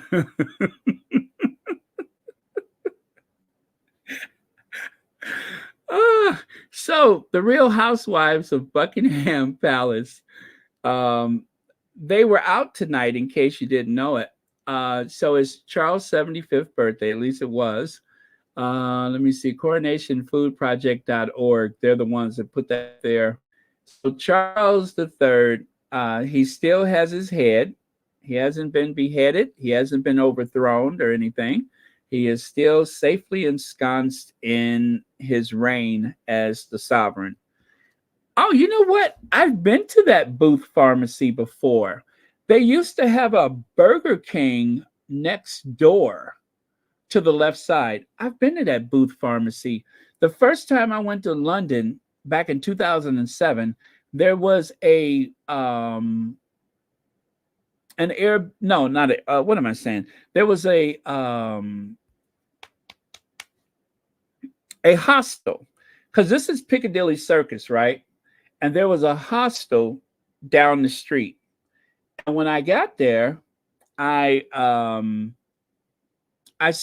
I went walking around. I think I went over to the mall, right? Or do you call it the mall? The mall, the mile.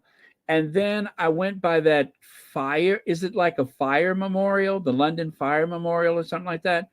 And so I was walking around Piccadilly Circus and I saw this guy with a backpack. No, he had a camera. And I said, are you a tourist? He said, yeah. I said, really? I said, where are you staying?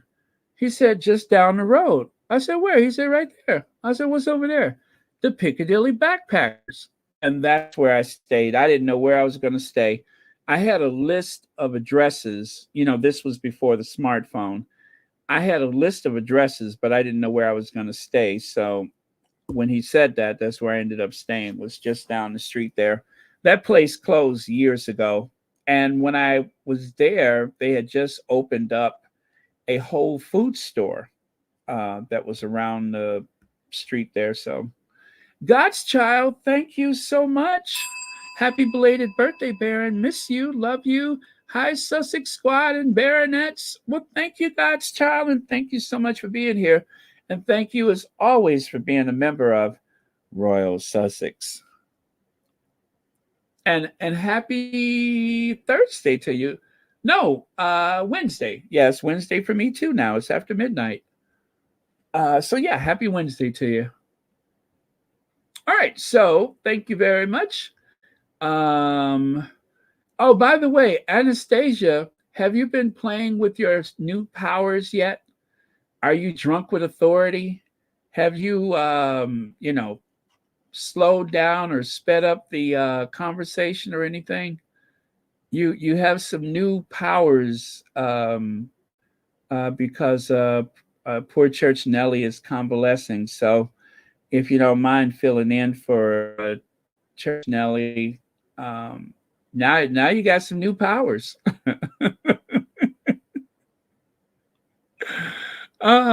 King Charles appreciates Kate for the solid family network she has created for Prince William and showing his grandchildren a normal life.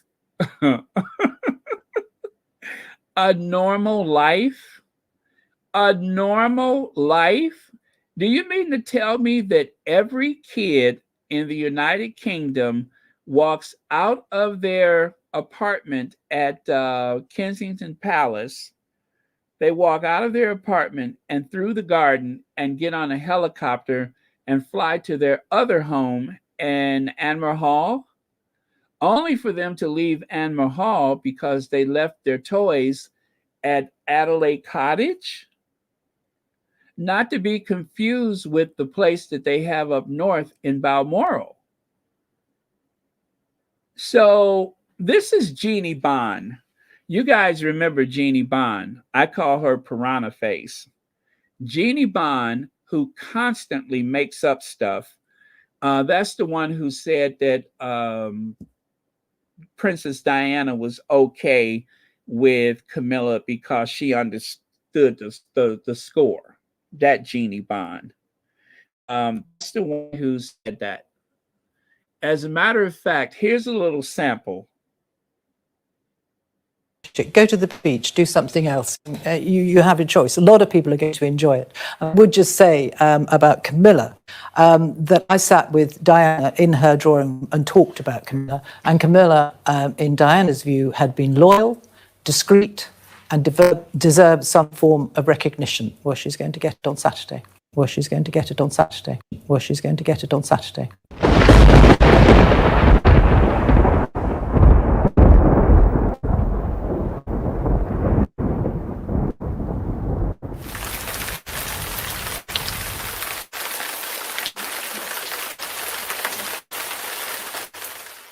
Well, she's going to get it on Saturday.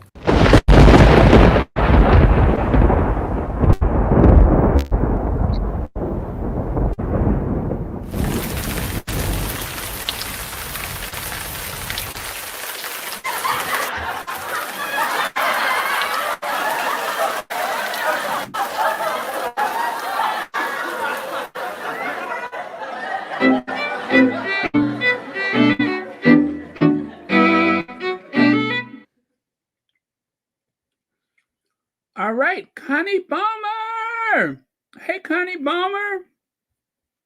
I got the email you sent me, and I checked the tracking. You sent me something, and it is on the way. I checked the tracking yesterday, so thank you so much, Connie Bomber. Let's see. Anne says, Baron, what was it you wanted to mention to me? I'm about to go in. Oh, It was about the photo, because someone had said to you that the photo looked like it was photoshopped or tinkered with or whatever. So that's what it was. And I could tell it kind of caught you off guard uh, when I was watching. So that was it. That was what I wanted to share, because I don't know. I thought it might have interested you, but yeah, that was it. I'm so sorry. I hope I haven't been holding you hostage here all this time, but thank you so much. I'm about to go into beast mode and work without uninterrupted without uninterrupted for 2 hours. Oh, okay. Well, good luck. Is that workout? Right. You mean workout uninterrupted, right? Well, anyway, good luck to you, and please stay safe.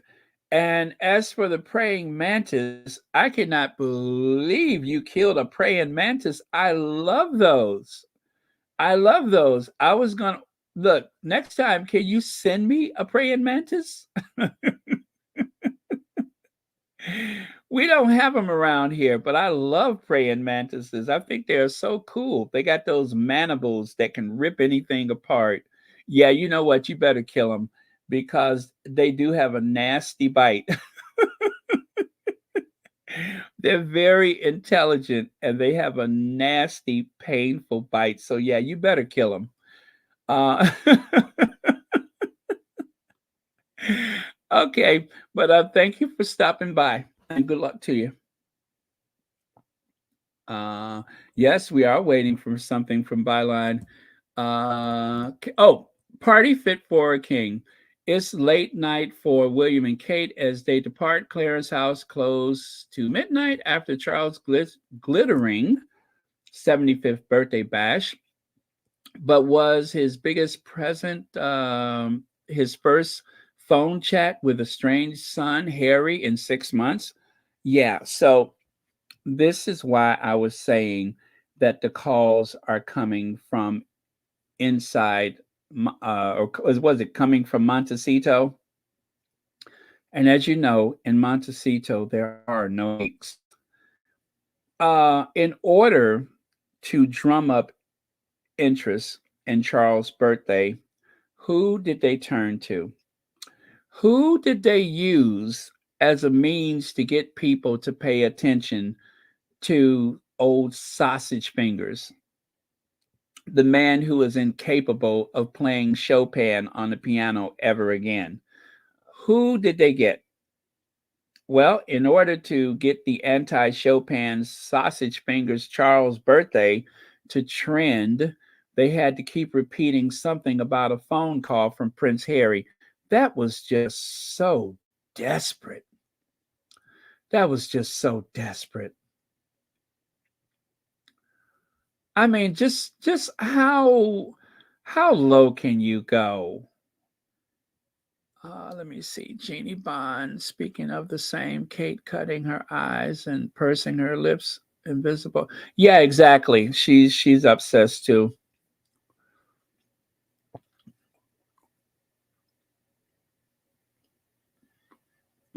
Okay. Let's see. This lady sits there with a straight face and lie the way she did, deserves to slip. Digsby, you know what? I just almost split my lip. Let me put some lip balm on. uh, Let me put some lip balm on. You just almost caused me to split my lip again. You know it's winter time. I can't laugh like that in winter. I might split my lip. There we go. Now, you were saying.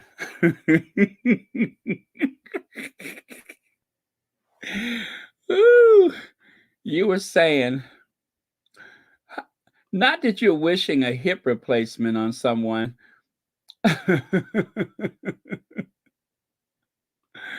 Let me see. Thanks.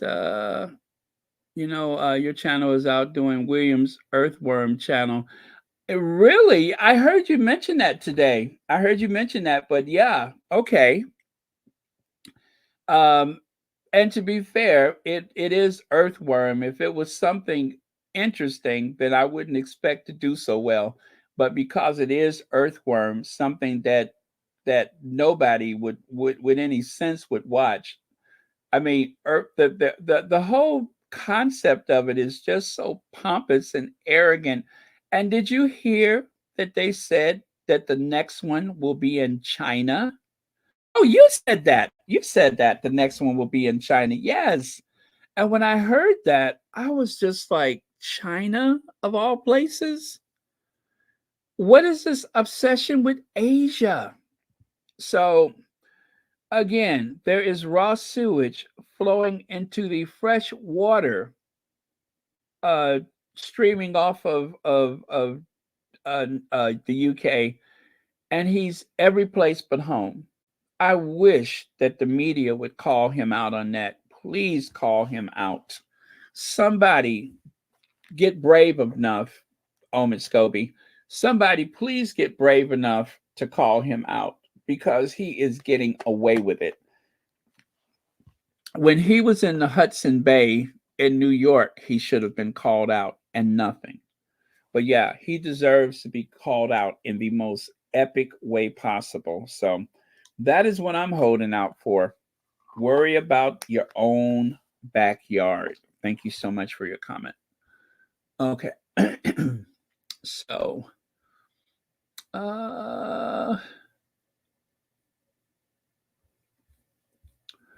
okay. I'm all caught up. All right. So let me continue. Prince Harry will wish the king happy birthday over the phone. So, yeah, that is what's been trending all day long. And you notice that they're saying he may have possibly received the phone call. And then this right here worked my last,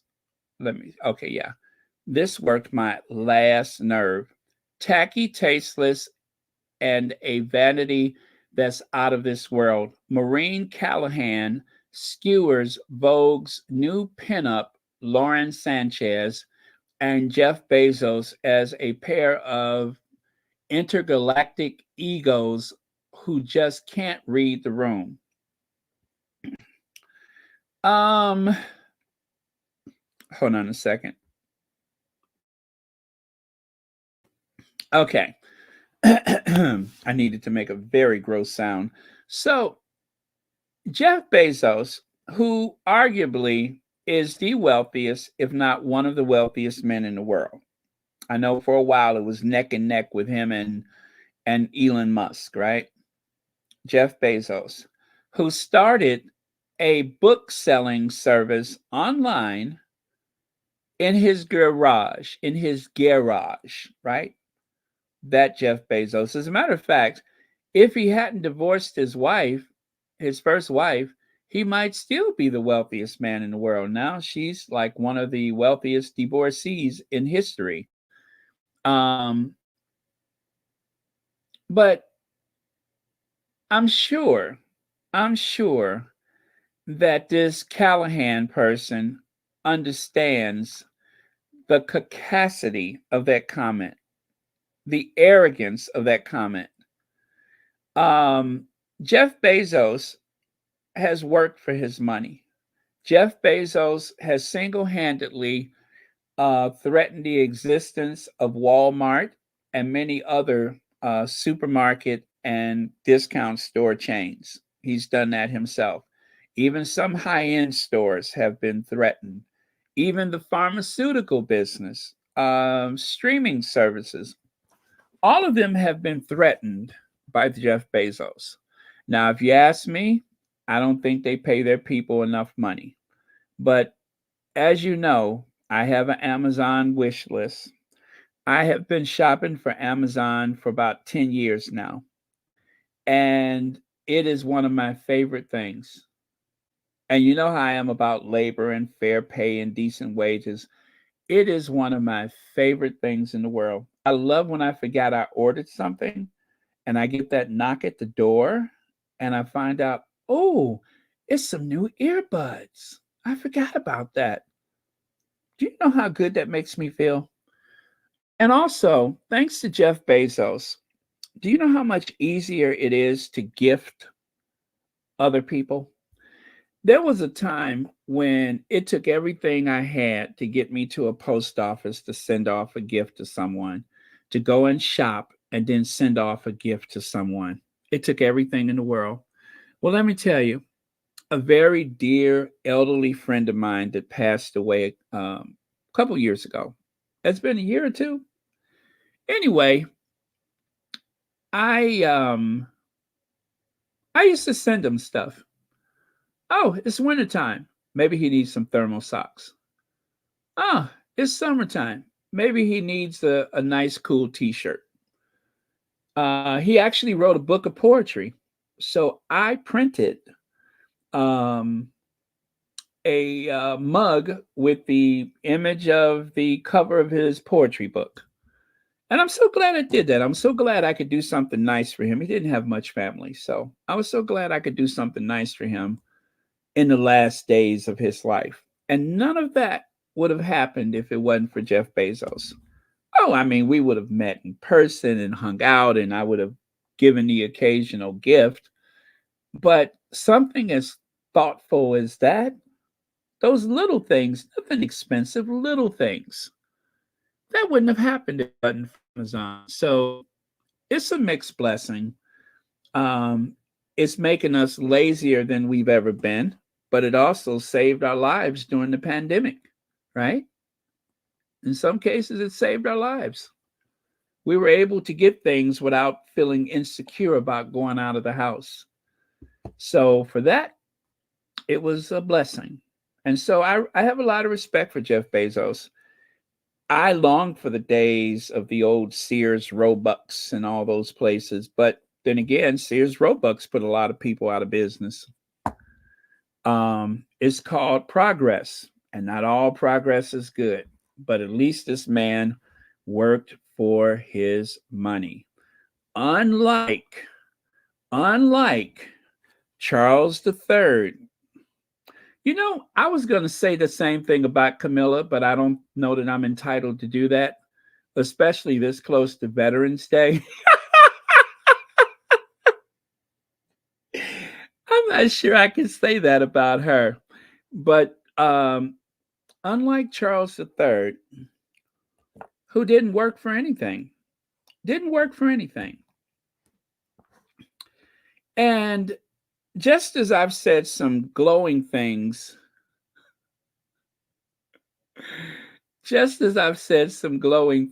about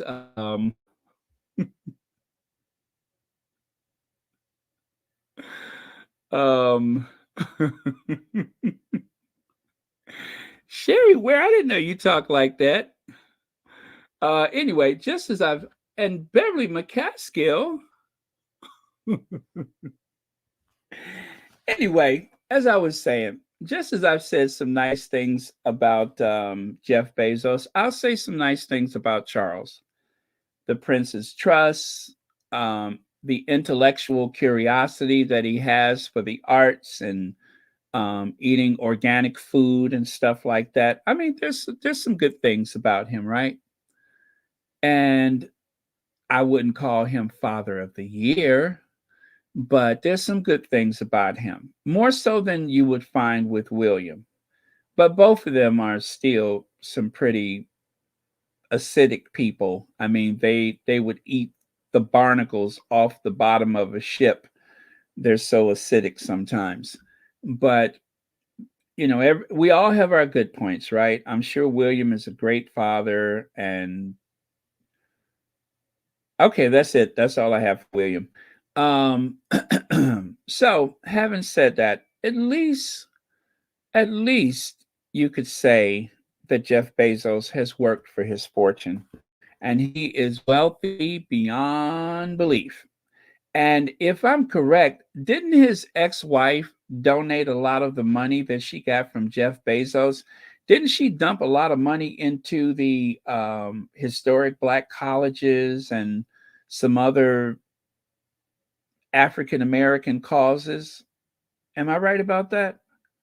So, you know, you take the good with the bad. But Charles, due to an accident of birth, rode in a golden carriage to the opening of Parliament, dressed up like a playing card, right? And Camilla, his emotional support, Camilla, likewise, did the same. As a matter of fact, the coronation, which cost a gazillion pounds, there's a lot of things that they could have done with that money. Charles got his money tax free. He doesn't pay tax anywhere. He doesn't have to. He ain't paying no tax. He inherited all that and didn't pay a thing. He inherited the Duchy of Cornwall and ain't paid nothing. Now, he does provide money to the arts and everything like that. Yes, yes, yes, yes. Don't take it away from him. But to speak ill of Jeff Bezos when you got Charles III living a pampered life, having a meltdown over an ink pen, and you dare go after Jeff Bezos? Now, if you ask me, it's just a real anti-American sentiment on, coming from Callahan. As a matter of fact, that same person, I have a name for her, but it would be so insensitive for me to share it. But that same person, that person, she went all the way to New York so that she could attend the Ms. Foundation Award. And then she went back to the UK and wrote an article saying that Meghan was using word salad, that she didn't understand the point that Meghan was trying to make. So, are you really that anti-American? Are you really that anti-Sussex or anti-Bezos? Or are you a fan? Is there just too little to write about? Are you trying to appeal to the right-wing branditeers of the United Kingdom? I don't know what to call it. But if Jeff Bezos' wife, or fiance, wife, girlfriend, whatever, if she wants to do a spread in the Vogue magazine, or then so be it. They're interesting people. But look at this theater that just took place the other day. So is this a birthday gift to Charles on his 75th birthday to attack an American entrepreneur? One of the wealthiest people in the world, a man who changed the way we all have shopped for goods and sometimes services. But that's the person that you're confronting? You're calling him out for being conspicuously wealthy. If this isn't a conspicuous wealth, I don't know what is. This is vulgar. In a country where there are now more food banks than there are McDonald's, in a country where you consistently pay twice the amount for petrol than we do here in the United States. I don't know how many times I've said this. I'll say it again. One of my first apartments, long time ago, first apartment, I had to pay for heating and air conditioning, right? That was the only time I had ever had electric heat. And my electric bill in the winter months was about, about $60. We're talking about, was it the late 80s? Yeah, we're talking about the late 1980s, right? Fast forward to the year 2023. I run the air conditioner around the clock. And my electric bill is sometimes about $100. So in all those years, my electricity has increased from about $60 when I paid for electric heat to about $100 where I'm paying, round the clock air and all the other electronic devices I got plugged in. And I consider myself blessed, right? Because I'm going to tell you, Americans usually don't pay as much for utilities, as much for fossil fuels as a lot of countries in this world, the United Kingdom being one of them. So it's very vulgar for Charles to go parading around in a golden carriage after so many people had to decide whether to eat or heat. And once again, winter is upon us very soon. And people are going to decide whether to heat or eat. And this Callahan person has the nerves to confront Jeff Bezos about his conspicuous wealth. He doesn't know how to read the room. Make that make sense. Make that make sense. As though we didn't notice this. As though this was a flash in the pan. This is a documentary from the old days. No, this was last week. This was just last week. Oh, I'm going to get to that in a minute. But yeah, this was just last week. And she has the nerves to go after Jeff Bezos.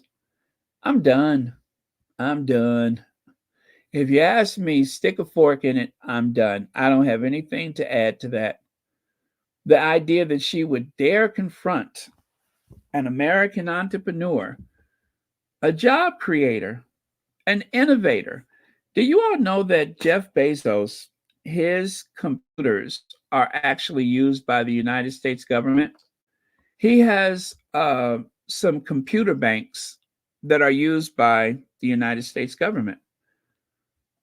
Same with Elon Musk. Like him or not, Elon Musk is putting satellites into orbit. He's innovating the electric cars and such. He's putting people to work. And and I really don't care for Elon Musk, I really don't. But I will defend him for being an entrepreneur. I'm not going to hate that hustle. I will take that over Charles III any day of the week. I don't think you get value for money when it comes to the royal family. But with the, international business people, those people that started something small and have become incredibly rich and successful, I have nothing but respect for their hustle. I may not like them as a person, but that doesn't matter. I still have to respect that hustle because they were doing what other people either couldn't do, wouldn't do, or shouldn't do. And they made a success out of it. So that's all I have to say about that. But I could not believe a week after this, you would dare write an article slamming Jeff Bezos. That's like William slamming Jeff Bezos and Elon Musk for going into space. Remember that? This is the man who uses a helicopter like a Uber. I got that from Peddle from Facts and 2 Cents. This is the man that uses a helicopter like a Uber, and he's trying to tell Jeff Bezos and Elon Musk and what's his name? Virgin Airways, Branson, trying to tell Branson and all the rest of them to stay out of space. The money would better be spent here, or the environment should not be compromised by your folly, is what William was trying to say. William, who, like his daddy, inherited $1 billion fortune for doing nothing but being born first.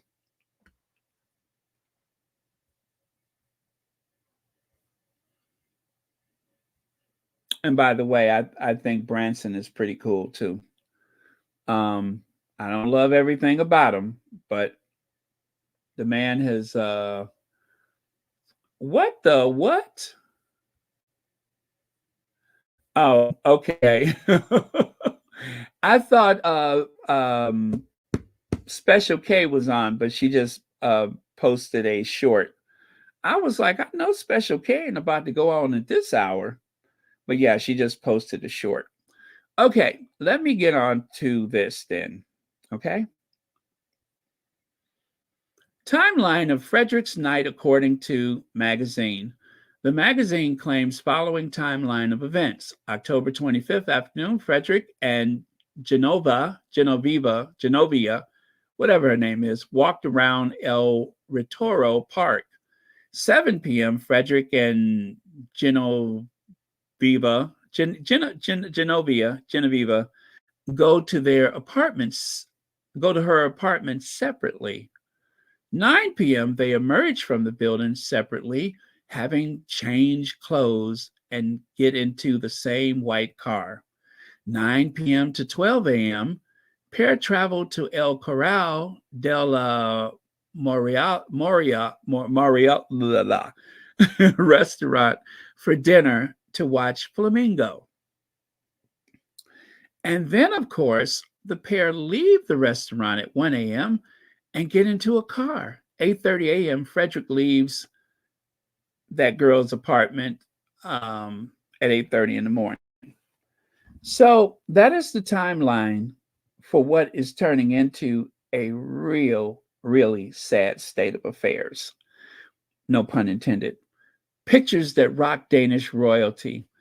Crown Prince Frederick of Denmark and Mexican socialite Casanova night out in Madrid without his wife, Princess Mary. Mexican socialite has furiously denied any suggestion of a romantic relationship. And you know what, guys? I hope that's true. I hope there's nothing to it. I pray that there's nothing to it. I really like that couple, Frederick and Mary. But unfortunately, these are. Oh, good night, Debs. After this, let me see. I'm just about done after this. So, yeah, you're not going to miss anything. Well, well, you can watch it tomorrow. I got a little shade coming up, but don't miss out on your rest. Okay? Please don't. Get your rest. So this is really sad. It really is. I wish that there was some reasonable explanation for this, but I think it was Splash magazine or one of those. It was some magazine over in Spain that put this out. And by the way, you guys, Madrid is beautiful. I love Madrid. Madrid is beautiful.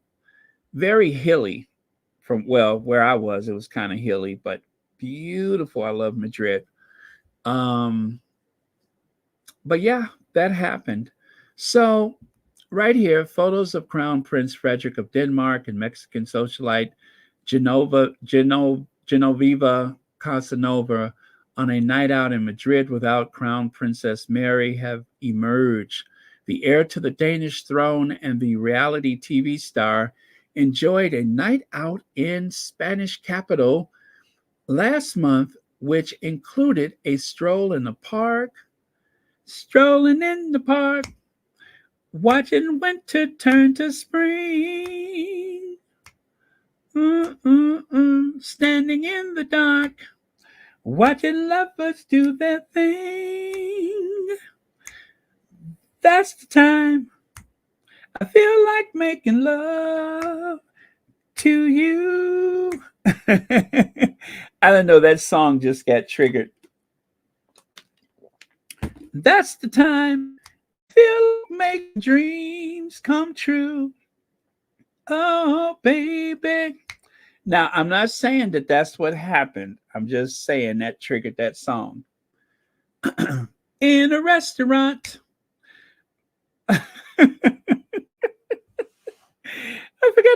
words. Okay. So anyway, let me stop playing around. In the photos first published by Spanish magazine Lecturas last week, the royal and the former daughter-in-law of billionaire Duchess of Alba are seen spending hours together walking through the city before heading to her apartment building, changing clothes, and heading out again for the evening. Well, maybe they were playing patty cakes, right? They were playing patty cakes. I saw that in Roger Rabbit. Remember Who Framed Roger Rabbit? They were playing patty cakes. It doesn't mean anything was going on. They was eating some of that delicious Spanish ham. You know how they have that Spanish ham where they slice it real thin? Oh, good God, is that delicious. I ate so many of them little sandwiches. I think I had one in my bag at all time. Oh, they're so good that I didn't even know it was pork. I just saw that it was meat and bread, and I said, I'll have it. I didn't even know it was pork. I ate so many of those things. Good Lord, it was delicious. It was patty cakes, Tash Mac. There was nothing going on. So anyway, that is the story. You know, they seem I think they are still very good for each other. I think they complement each other. And maybe a mistake has been made, maybe not. Maybe somebody's going through their midlife crisis, maybe not. But I think they're a great couple. And I hope that if something needs to be worked out, that they will work it out. And I hope that, not just for their sakes, but the sake of their family, for the sake of Denmark, I hope everything goes well for them because they seem like a really, really sweet couple. And I am pulling for them.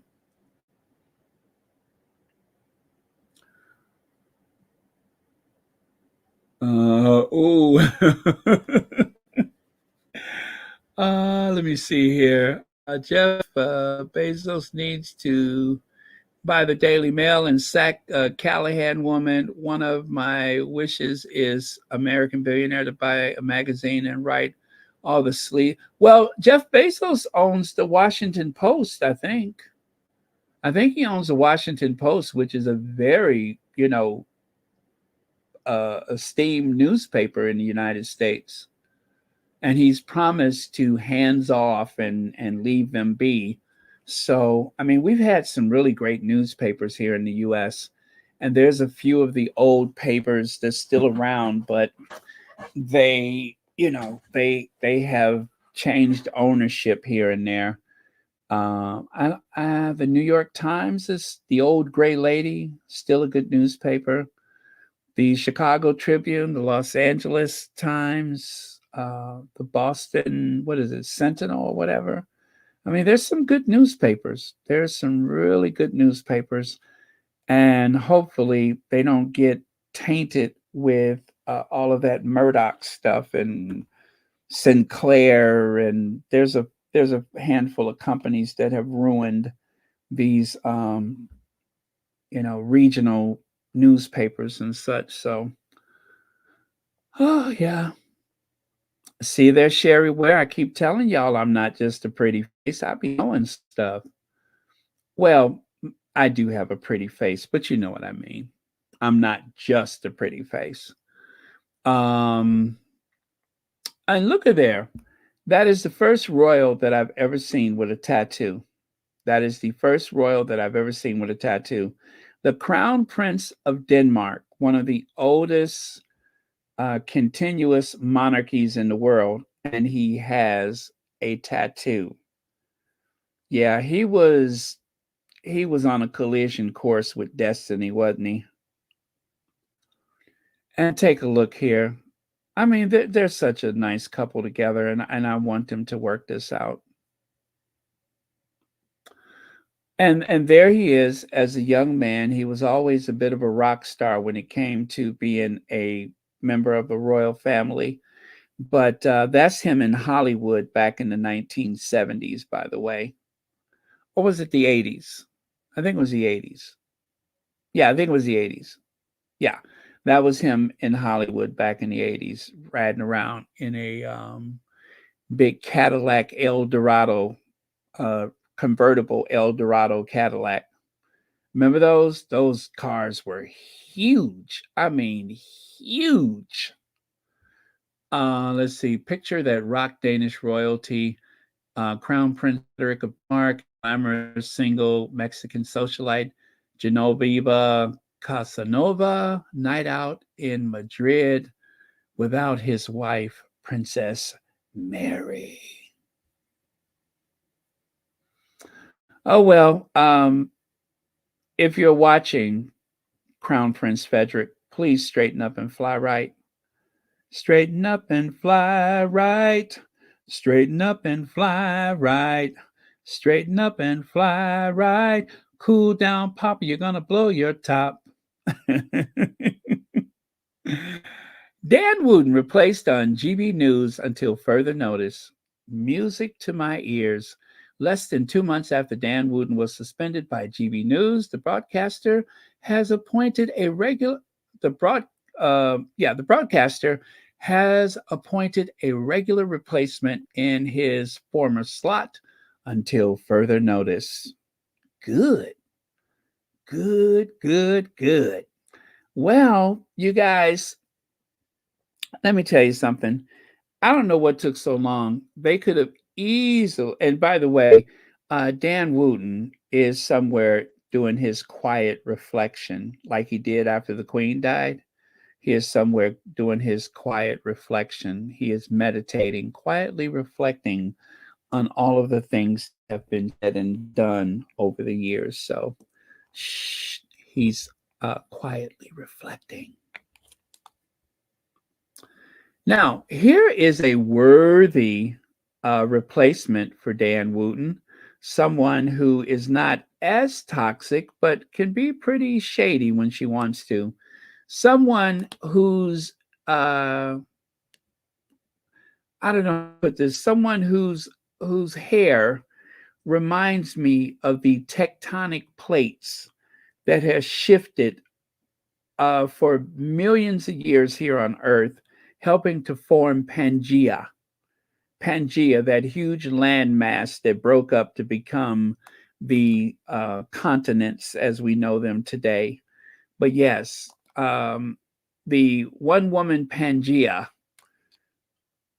Nana Akua, she ought to replace Dan Wooten. Yeah, she ought to replace Dan Wooten. Why not?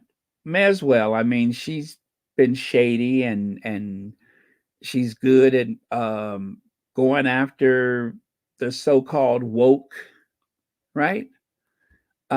She just looks like a broadcaster. She looks like a GB News person. She has grown on GB News, and GB News has grown on her. As a matter of fact, I'm pretty sure at this point that wig has grown on her. Wait, that's a wig? Yes, that's a wig. It better be. I don't know why people think more is better, but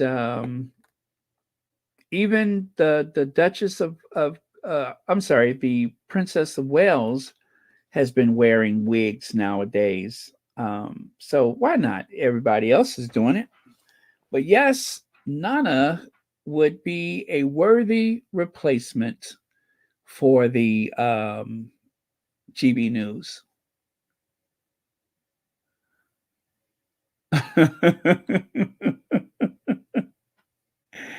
He was just there for the pulled pork sandwich, Beverly McCaskill. He was just there for the pulled pork sandwich, nothing else.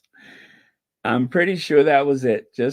I mean, people would walk a mile for a delicious pulled pork sandwich. And then, of course, if they want to go with a co-host, they could always bring in Angela Levin. Angela Levin could co-host with Nana, right? I mean, two trolls is always better than one. So get Angela Levin to co-host. That would be a perfect match. Those two, they can offset each other.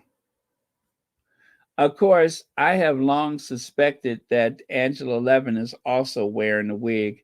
Anything that looks that bad, not only is it not her hair, it's not even real human hair. That must be some stuffing from an old Barker recliner chair. But yeah, that is not human hair. That is something that once stuffed the cushions of furniture. I am convinced of that. Cotton wool or something like that. But yeah, let them have at it. Put the two of them on together. They deserve each other. They really do deserve each other. Oh, okay. So, Spare, this is a list from Time Magazine. The 100 books that you simply must read, right there. The 100 must read books of 2023, Spare by Prince Harry. And it says the titillating details threaten to overshadow the lyrical prowess in Prince Harry's buzzy memoir, which made countless headlines when it was published in January. But Spare is the rare tell all that finds balance. Sure, the book features an insider's perspective on wedding related squabbles between Meghan Markle and Kate Middleton, a moment when Prince William physically attacks Harry, and the anecdotes about uh, Harry's frostbitten Todger. But the talented ghostwriter J.R. Moringer, who has pulled off this trick before in Andre Agassi's memoir, Open, and Phil Knight's Show Dog. Was it Shoe Dog? Show Dog? Shoe Dog. um, finds literary heft in Harry's life in a gilded cage. Never before has a celebrity memoir put off comparisons between its subject and another dithering prince, Hamlet. Oh, that's interesting. Which, let me see, even the story of Harry's icy appendage segs, is that segs into a moment of reflection on how the press scrutinized every intimate detail of his life since he was a child, including whether he had been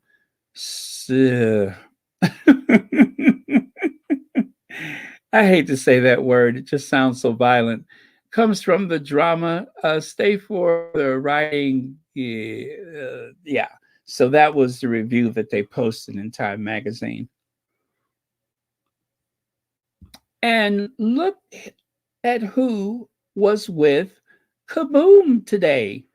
Yes, Steph Curry and Aisha Curry and the Bushri, was that Bushri family? For supporting the transformation of Laurel Elementary School. 400 kids now have access to a new playground, multi-sport court, and a little town library, and a nature exploration area. How cool is that? Yes, NBA Steph Curry. He was there. And of course, Alicia Curry. She was there. So that's very cool. And that's the library right there. You can just go up and pull a book out of there. So check out the crowd. All of these kids have a new playground. Yay! Right? A new playground.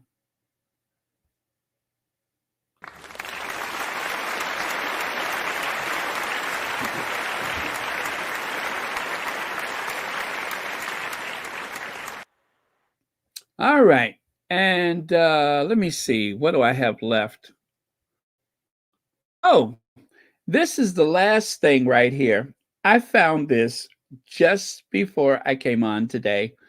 That is, of course, a poster of Greece. starring Meghan Markle and Prince Harry. You're the one that I want. You are the one for, ooh, ooh, ooh, the one I need. You're the one I need. Oh, yes, indeed. And of course, notice the lightning in the background. Go grease lightning, da, da, da, da, da, da, da, da. Grease lightning, go grease lightning. So yeah, that is pretty cool. So someone posted that on the Twitter today, and I'm sharing it with you right now. So thank you all so much who have stayed with us, whether it was for a few minutes or 2.5 hours. Thank you very much. Yes, Beverly McCaskill. You're so right about that. And this is why we love the Sussexes, because their work, their involvement inspires and helps generate so much more for other people. It brings out other people. The Sussex Squad community, and let me just say, I know earlier I was very emotional about the situation where that lady was confronted.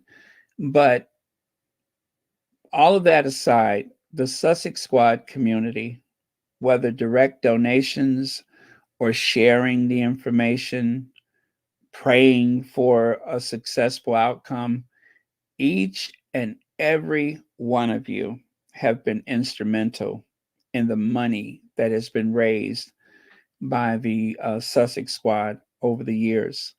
And it's been a lot of money. I know it's been over $1 million, right? Each and every one of you have participated in that, and you should be so proud of yourselves. I remember the women's shelter when they had that wish list for Amazon, and you all jumped on that wish list and filled up not just one but two rooms of that place filled with the items that they needed for the expected mothers or new mothers. You all did that, and you should be very proud of yourselves, because that was a tremendous thing. That was awesome, and I, for one, am very proud to be a part of this community. Yeah, we have our squabbles, we have our disagreements, but for the most part, we roll up our sleeves and we get her done. We get her done. So, thank you very much, everyone, for being here. And I hear that I have a list. Let me see here. Thank you very much, Elaine Parker, Audrey Teschner, Lauren Francesca. This is Francesca, right? And God's Child. Thank you all very much for your super chats or super stickers. And thank you, everyone who's made a comment tonight, everyone who liked and shared.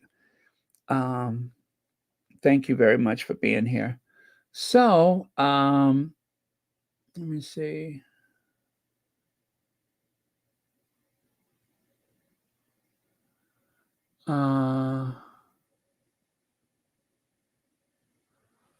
Oh, Coco. Thank you so much for saying that. Thank you so much for saying that. I appreciate that so much. I really do. I really do. And you know, whether we agree or disagree, any of us, whether we agree or disagree, um, more than anything else, all I want to do is be helpful. I want to be helpful. I don't want anyone to ever walk away from Royal Sussex and feel bad. That is not my goal. I try not to do the sensational headlines and stuff like that, things I can't explain, and create anxiety for you and stuff. I try to keep it positive and informative at the same time, and also fun. That's my goal, is to keep it fun, but yet informative. That is my goal. So thank you so much for saying that. Okay. All right. I need to eat something. So I'm not gonna drag it out right now. I am going to, oh, by the way, to our queens, good night. And of course, to our other queen and our king, good night. Yeah, okay. And thank you, Anastasia, for taking over for a bit for Church Nelly until Church Nelly is back. These hours are kind of late for Church Nelly. She kind of warned me about that. But thank you very much. Let me see who else here. All right. All right. And as usual, thank you, moderators. Thank you for everyone who has a membership to Royal Sussex. Thank you for the wish list, everyone, which, by the way, Lydia has posted the wish list. Well, I put it at the top of the chat. You are not obliged to buy anything off of that wish list, but if you choose to do so, I'd appreciate it. It's fun for me. You know, I love Amazon. I love Amazon. Oh, Barbara Lane, 13 months membership. Good morning, everyone. Many blessings to you all. Well, let's let that be the last word for today. Thank you very much. And did I just see en français, right? You know what I got to do. I got to do what I got to do. I got to do what I got to do. Okay. Okay, if I could find what I need to do, then I'm going to do it. All right, here we go. As usual, whenever Charlotte speaks.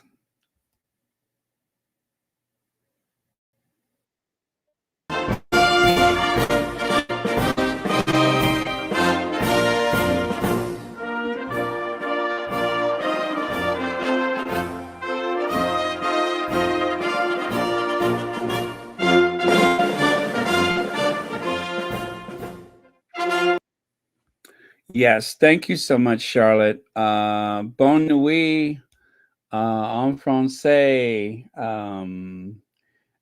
je t'aime, arrivederci, butter baguette, croissant, and all that other cool stuff.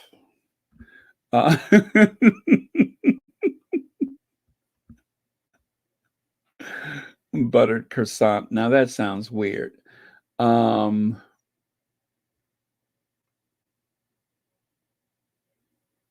right. All right, then shall we do the Ginger Avenger and say goodnight, everyone?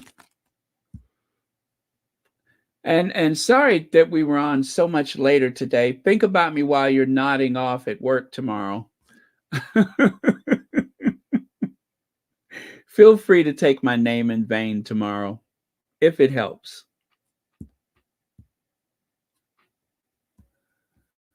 Oh, yeah.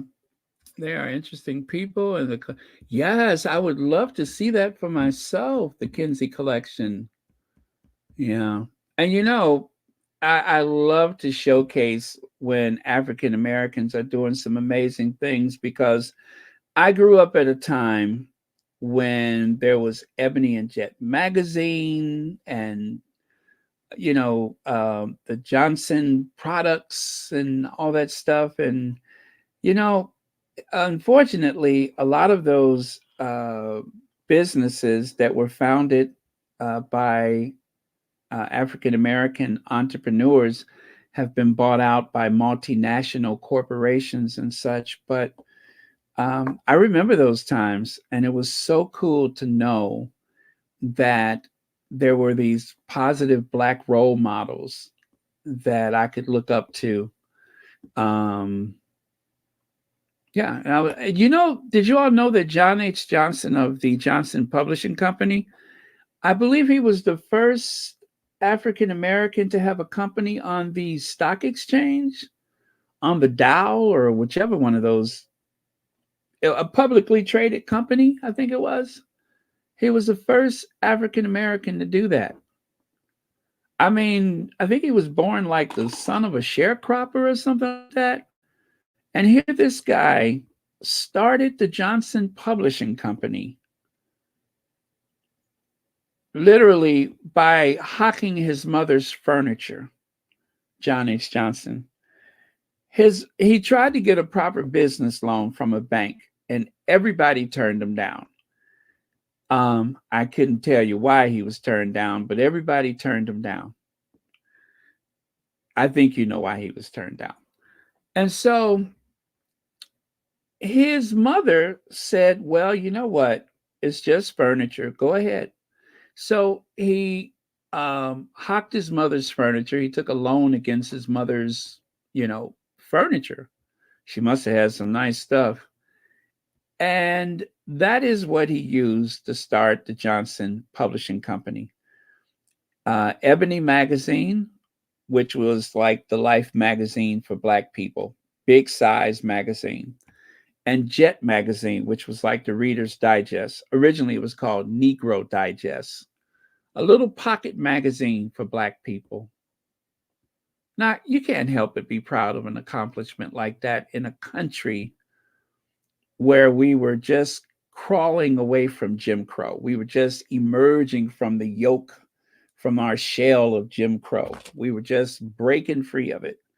And this man started a big publishing company. And then, inspired by his wife, Eunice, he started the Fashion Fair cosmetic line, right? Fashion Fair was couture for Black people. They had the whole fashion spread in the magazine every month. And of course, there was Johnson Products, George Johnson.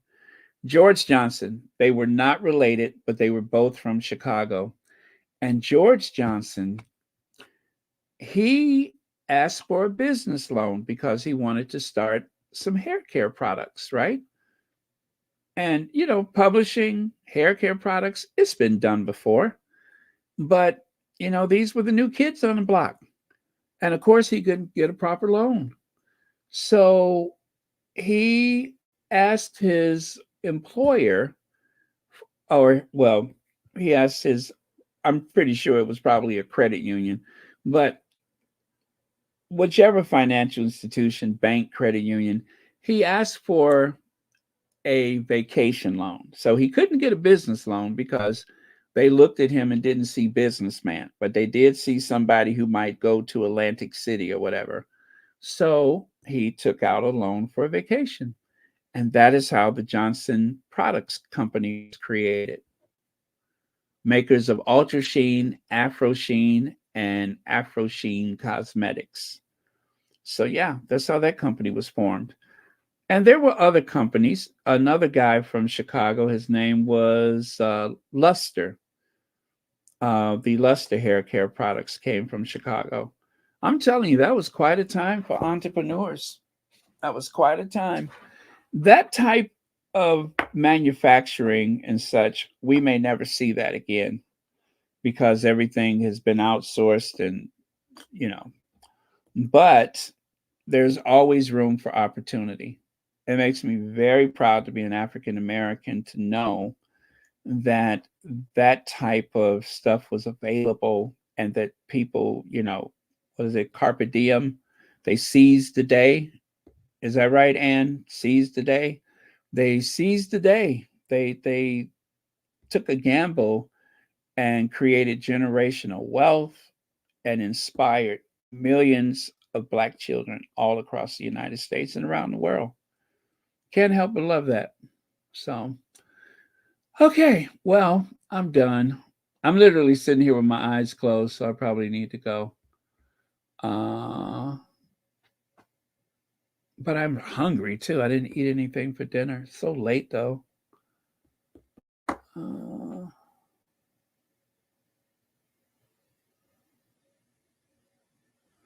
Oh, really? Huh, okay. Good to know that. Oh yeah, the fashion fair shows. I used to see all those photos and everything in a magazine. Well, in those magazine in the Ebony magazine, but yeah, it was interesting. I was like, just artistically, I thought it was amazing. Oh, thank you, Sherry Ware, and thank you for being so helpful with Royal Sussex. Yeah, it's a lot to be proud of. That's why I say, don't let anybody make you feel unwelcome in your birthplace. This is your country too.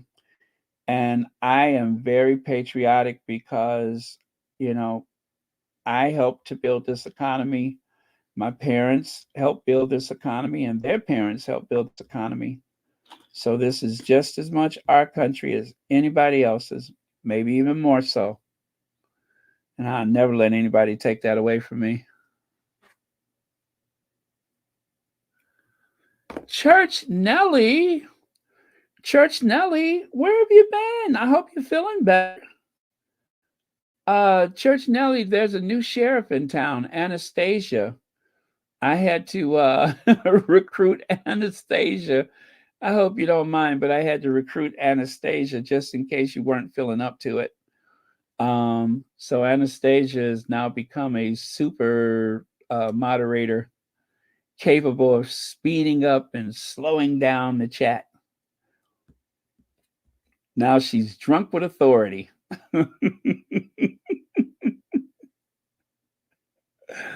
Oh, but thank you, Church Nelly. I'm pretty sure that you were just taking a little pee break and noticed that we were here, but we're glad to hear from you. Oh, wow. And we miss you, of course. Everybody's been asking about you. So, but yeah, but we're done now. So I'm gonna say goodnight, everyone. We'll do the Ginger Avenger, and I will see you all tomorrow. Okay.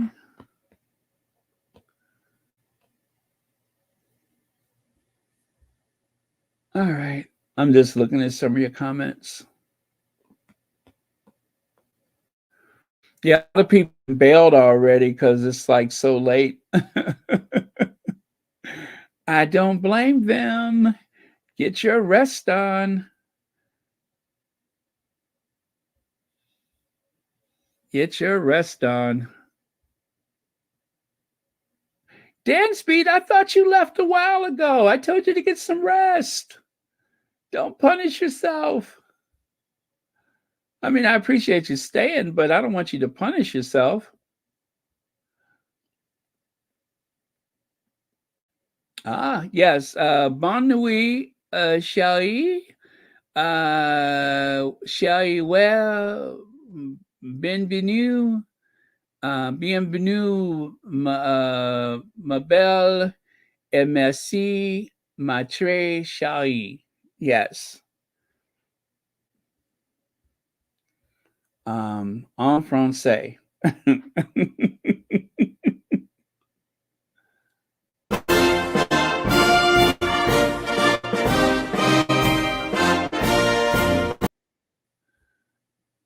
Okay.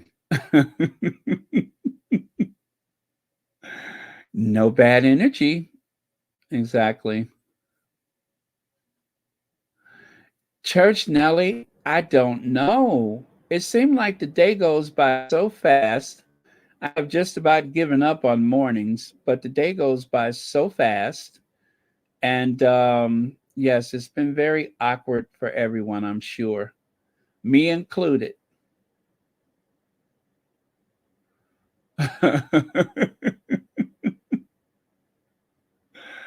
Of course, it works out like a charm for the people in Europe and Africa and Asia. It works out perfect for them. But yeah, I can understand it's a bit awkward.